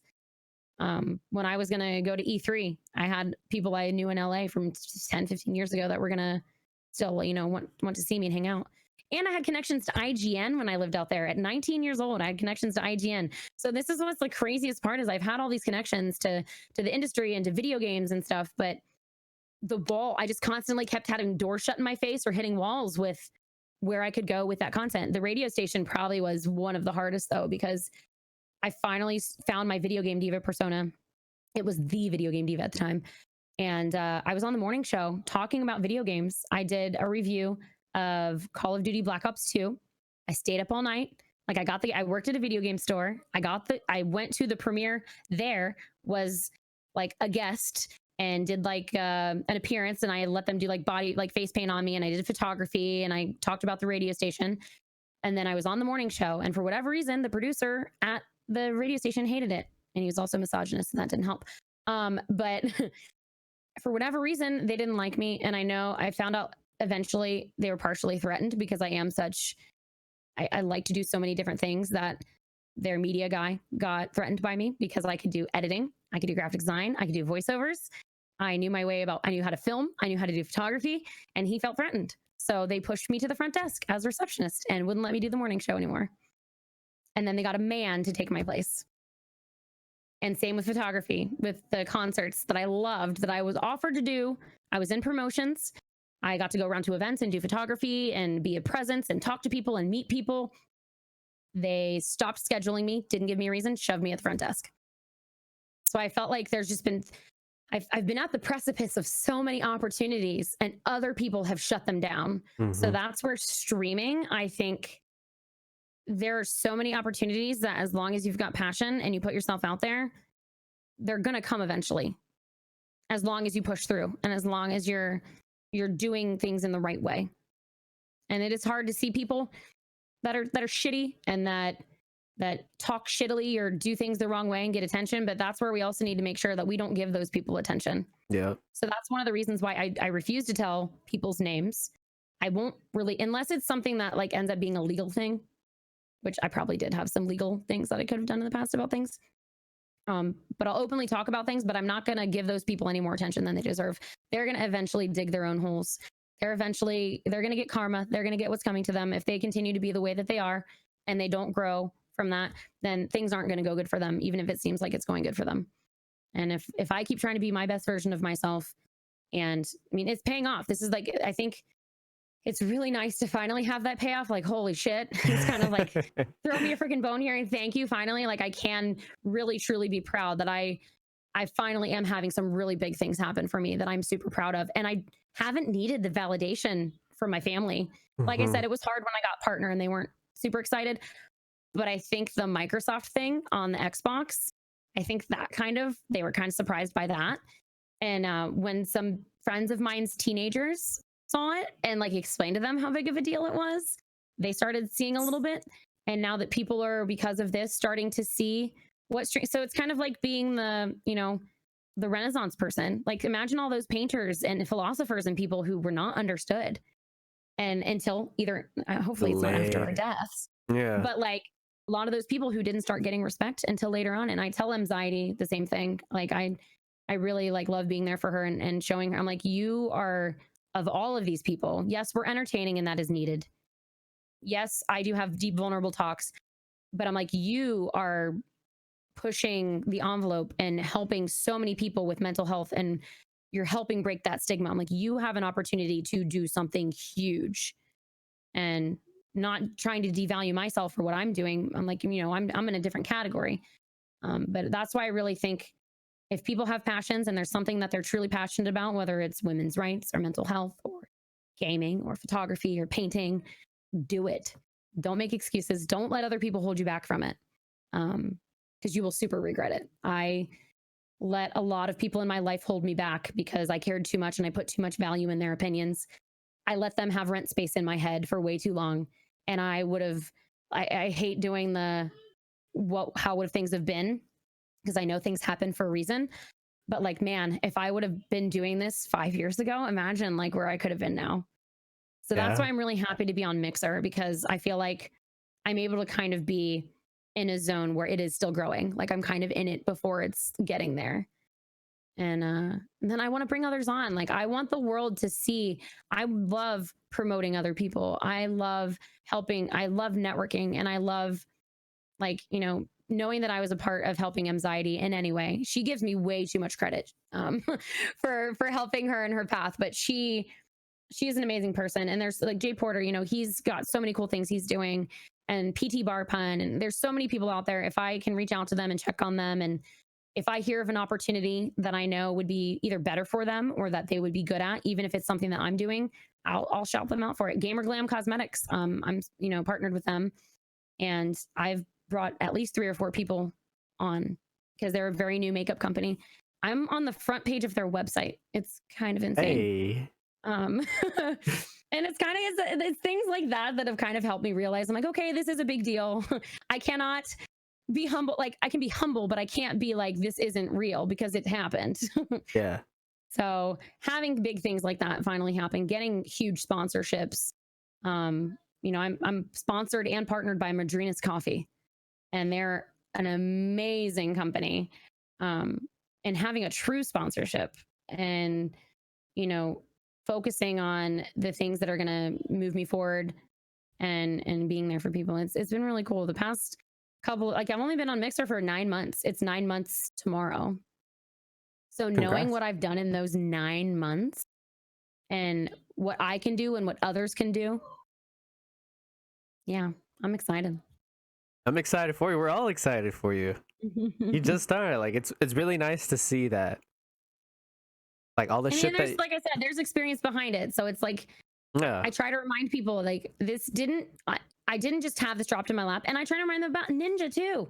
Yeah. Like some people think that he just played Fortnite and got famous. The man has been in gaming for a very long time. He is constantly under a microscope. I give him so much respect and credit for, you know, being at the forefront of Fortnite, which is probably one of the biggest things in gaming that I've ever heard of. And it obviously is different because I am in gaming now. Mm-hmm. But I mean, I remember hearing about Fortnite when it first came out, and it was like 3 months in and it blew up. And I mean, look, they're still doing amazing things. That concert was freaking awesome. Yeah, the Travis Jay Scott Porter concert. and I watched it. That Travis Scott thing was super cool. So again, being innovative when things seem like they're drying out, or if things seem like you're hitting a plateau, throw something new into the mix. Try something different. Make sure you're still enjoying it, and don't just play Fortnite because other people are playing Fortnite. For the numbers. Don't do it for the numbers. Right. And still be proud of the numbers, but like I've always been a huge advocate of saying I would rather have a chat full of people that are interactive and talking, whether it's 5 to 10 people, than to have 500 viewers. And, you know, there's been a thing lately. People are like, oh, people are botting or people are doing whatever. I'm like, no, Mixer is huge on hosting and lurking and supporting. And that is a legitimate form of support. I lurk a lot. I can't be at my computer all the time. But if I can have a tab up for a friend, a tab or two up, and I can like bounce back and forth between the streams while I'm editing or doing photos, or, you know, go make my kids lunch and come back to it, that counts. And I think people just get in their heads so much about the numbers and I mean, like I said, I love analytics and I get excited looking at, you know, my growth and the things that I've done. But there's so many ways of supporting, and there's so many ways that you can be there for others. And we need to support in the way that we can support and not let others upset us. But make sure you're also doing it in a genuine way. There's obviously been a lot about lurk for lurk or follow for follow. That kind of stuff you do have to stay away from. Don't just follow somebody to get a follow back, whether it's on social media or streaming. Don't only be in a channel to support someone because you're hoping they host you or hoping they're there for you. And I've gotten a pretty good idea of who is there for sure and who is really caring. And yeah, there are random hosts sometimes that I get that probably never come around, but that's not why I hosted them. That's why if I'm doing Animal Crossing, I do try to host somebody that I've never met before, at least once or twice a week. And a couple of them we've met and have, like, his name's I'm Spicy Disco, which is hilarious because Disco, yeah. And he's become a big part of the community. He's around and we all play Animal Crossing together and we help each other out. And like, that's what I want. I want to host somebody and then they meet my community and then we share communities. So it's not just the Disco party. It's my community and other communities connecting and interacting with each other. And we still do have our own individual communities. We'll probably have a few people, and there have been people who have ended up maybe spending more time in other communities, but that's okay too. Yeah. Like if I am the one that made that connection and helped people meet each other, like that's pretty cool to me. We don't own anybody. Like you don't own possession over anybody. And if somebody wants to go watch Sea of Thieves, let them go watch Sea of Thieves. But I'll be here digging my holes and catching my bugs. And sometimes I have Munch, my we can't say the P word, but the friend that we do ventriloquism with. Okay. I have my new ukulele, and sometimes I do tarot. So that's something that I'm trying to do a little bit better job of, is focusing and helping put out there the kind of content that I am providing, because it's not super easy to tell from my panels and from all of my stuff. When I tell people I do ventriloquism, they're like, what? What? Yeah. But I also can't do it for the full stream. It takes a lot of energy to do the ventriloquism. And I would love to do skits. I would love to do YouTube videos. There are so many ideas. Like I'm constantly full of creative ideas and things I want to do, but I lack the support for it. I would need like a team to do all of the things that I do. So that is something that I think would be really cool if I could either end up, you know, as things get bigger, getting like a community manager, or getting a personal manager, like somebody that can help me with scheduling things. And then somebody that could help me with like the editing side you know, Mhm. once I'm able to make enough money, because I can edit and I do try to do everything. Like I made my own panels. I do all of my own stuff for my stream, but I think it does get to the point where you do need help, and that's what's kind of holding me back from pushing some things forward Mhm. Of because I can't do everything myself and course. things cost money. Yeah, unfortunately. But eventually, you'll be all right though. Yeah. Uh, Wow, amazing side quest. So, you completed your main quest and you finish off them side quests. Now, you reach your final boss. So what is your final boss you wish to conquer? Focusing on my goals a little bit better and take like my confidence and taking things one day at a time, not being too hard on myself. Um, Continuing to push through and persevere and know that there are really good things out there, and continue to do what I'm doing, not give up, and know that there is not the light at the end of the tunnel, but there is so much out there. And if you give up, you're not going to experience it. So continuing to try and be that light for others, and also within myself, pushing myself to reach those goals and to try those new things, and um, putting my past in the past and allowing myself to like forgive and continue to grow from it, not forgetting it, but you know, moving on from it and allowing it to continue to help me, because I am growing from it, but to continue to grow from it and continue to stay strong and hold boundaries, and be myself. So the final boss is you. Yeah. Great answer. All right, so say you conquer your final boss and then it hits game over. What is a legacy or impact you wish to leave when somebody opens your save file? Um, that I was positive and inspirational and worked hard. I followed my passions and inspired others to be themselves, to love themselves, and be vulnerable and open and not be afraid of others and do what they love and live their life to the fullest. Short, sweet, and simple. I love it. All right, Video Game Diva. Where can people find you? Mixer.com/video game diva. Pretty much any platform, YouTube, Twitter, Instagram, TikTok sometimes. On Twitter, there is an underscore after Video Game Diva. But everything else, it's Video Game Diva. Awesome. You said you have a Discord, right? I do have a Discord, discord.gg/the disco party. I like that. Not Video Yeah, Game Diva, Disco Party. yeah, so I actually got my Discord partnered because we are a community. It is not just about me. I am at the top and it does say the queen bee. But I like to kind of see it as it's a hive. I don't really call it the hive or anything, but like, you know, I'm at the top and it's a disco party. We're there to be there for each other. I encourage people to chat in there if they're having a rough day. There's a venting section, but I do ask them if they do vent in the venting section to do their best to post something in the positivity section. And if others do see, if they're not able to respond to the venting section, to at least give a reaction so that they know that someone's there. I don't like to leave anything in the venting section unresponded to. And my community does a really good job. I think that's something that is hard for me. It's not just me. It's the community. I can't be the only one responding to things. Of course. And then we're doing more community things where we watch movies together. Discord just did the really awesome new thing where you can talk with up to 10 people in the voice chat and do broadcasts in the voice chat now, which is really cool. Mm-hmm. I love Discord. I'm like a huge cheerleader for Discord. And that's Discord's one other amazing. accomplishment. At PAX East, I got to film with Discord. I was the only Mixer person chosen to film with Discord. Hey, So look at can't you. totally talk on it yet, but yeah, it was. I love Discord, so it was pretty cool. So eventually, you might see a little project with Discord that comes out of the pipeline. Awesome. But yeah, the disco party. We're a loving community. We're hype and fun, but we also take things seriously, and we're really there for each other. It's amazing. Video Game Diva, thank you so much for coming on the Save File podcast. Thank you for having me. Thank you for getting to know me and being awesome and welcoming and having our community here. And yeah, the disco party and you guys are just like, seeing from this is why I like doing this. I see it from an outside perspective. I watch your streams and I see everything, but like you finally getting on and sharing your story, everything just makes sense and it's beautiful. Thank you so much for just being amazing and creating all this. It can be hard to see a lot of people when you stream for 5 to 10 hours at a time, you can't be there the entire time. And I totally understand that. Mhm. That's where I kind of want to make sure I'm not just doing streaming. And I will give advice to everyone, don't put all your eggs in one basket. You know, there are so many platforms, there are so many ways out there to divide your content up.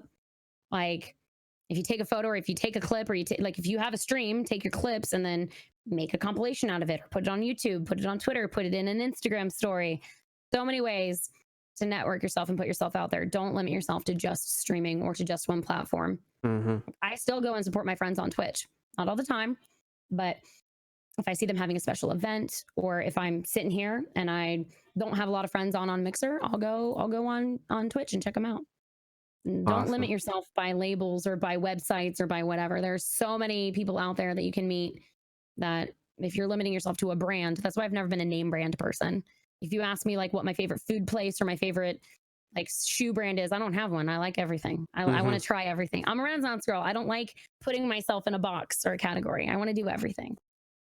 That's awesome. It's amazing life you have ahead of you, Video Game Diva. It's gonna be awesome to watch. All Well, I'm right. excited to get to know you more as well. Thank you for having me here. Of course. All right. So the people that don't know, who are you? Whose save file is this? I am Video Game Diva, and this is my save file. Hey, let's go. All right, everybody. For everybody that's in the chat, thank you so much for being the support here. You guys are just amazing. I love it. Love you guys. You guys are awesome. This isn't my normal time either. I'm a late night streamer too. So there are like probably at least 5 more super strong core members of the community that aren't able to be here because they're more later in the evening people. Dang. Well, hey, there's always technology out there to be able to see this eventually. There's a podcast and there's YouTube and there's Twitter and that's why I promote that. Yeah, it's amazing. All right, y'all.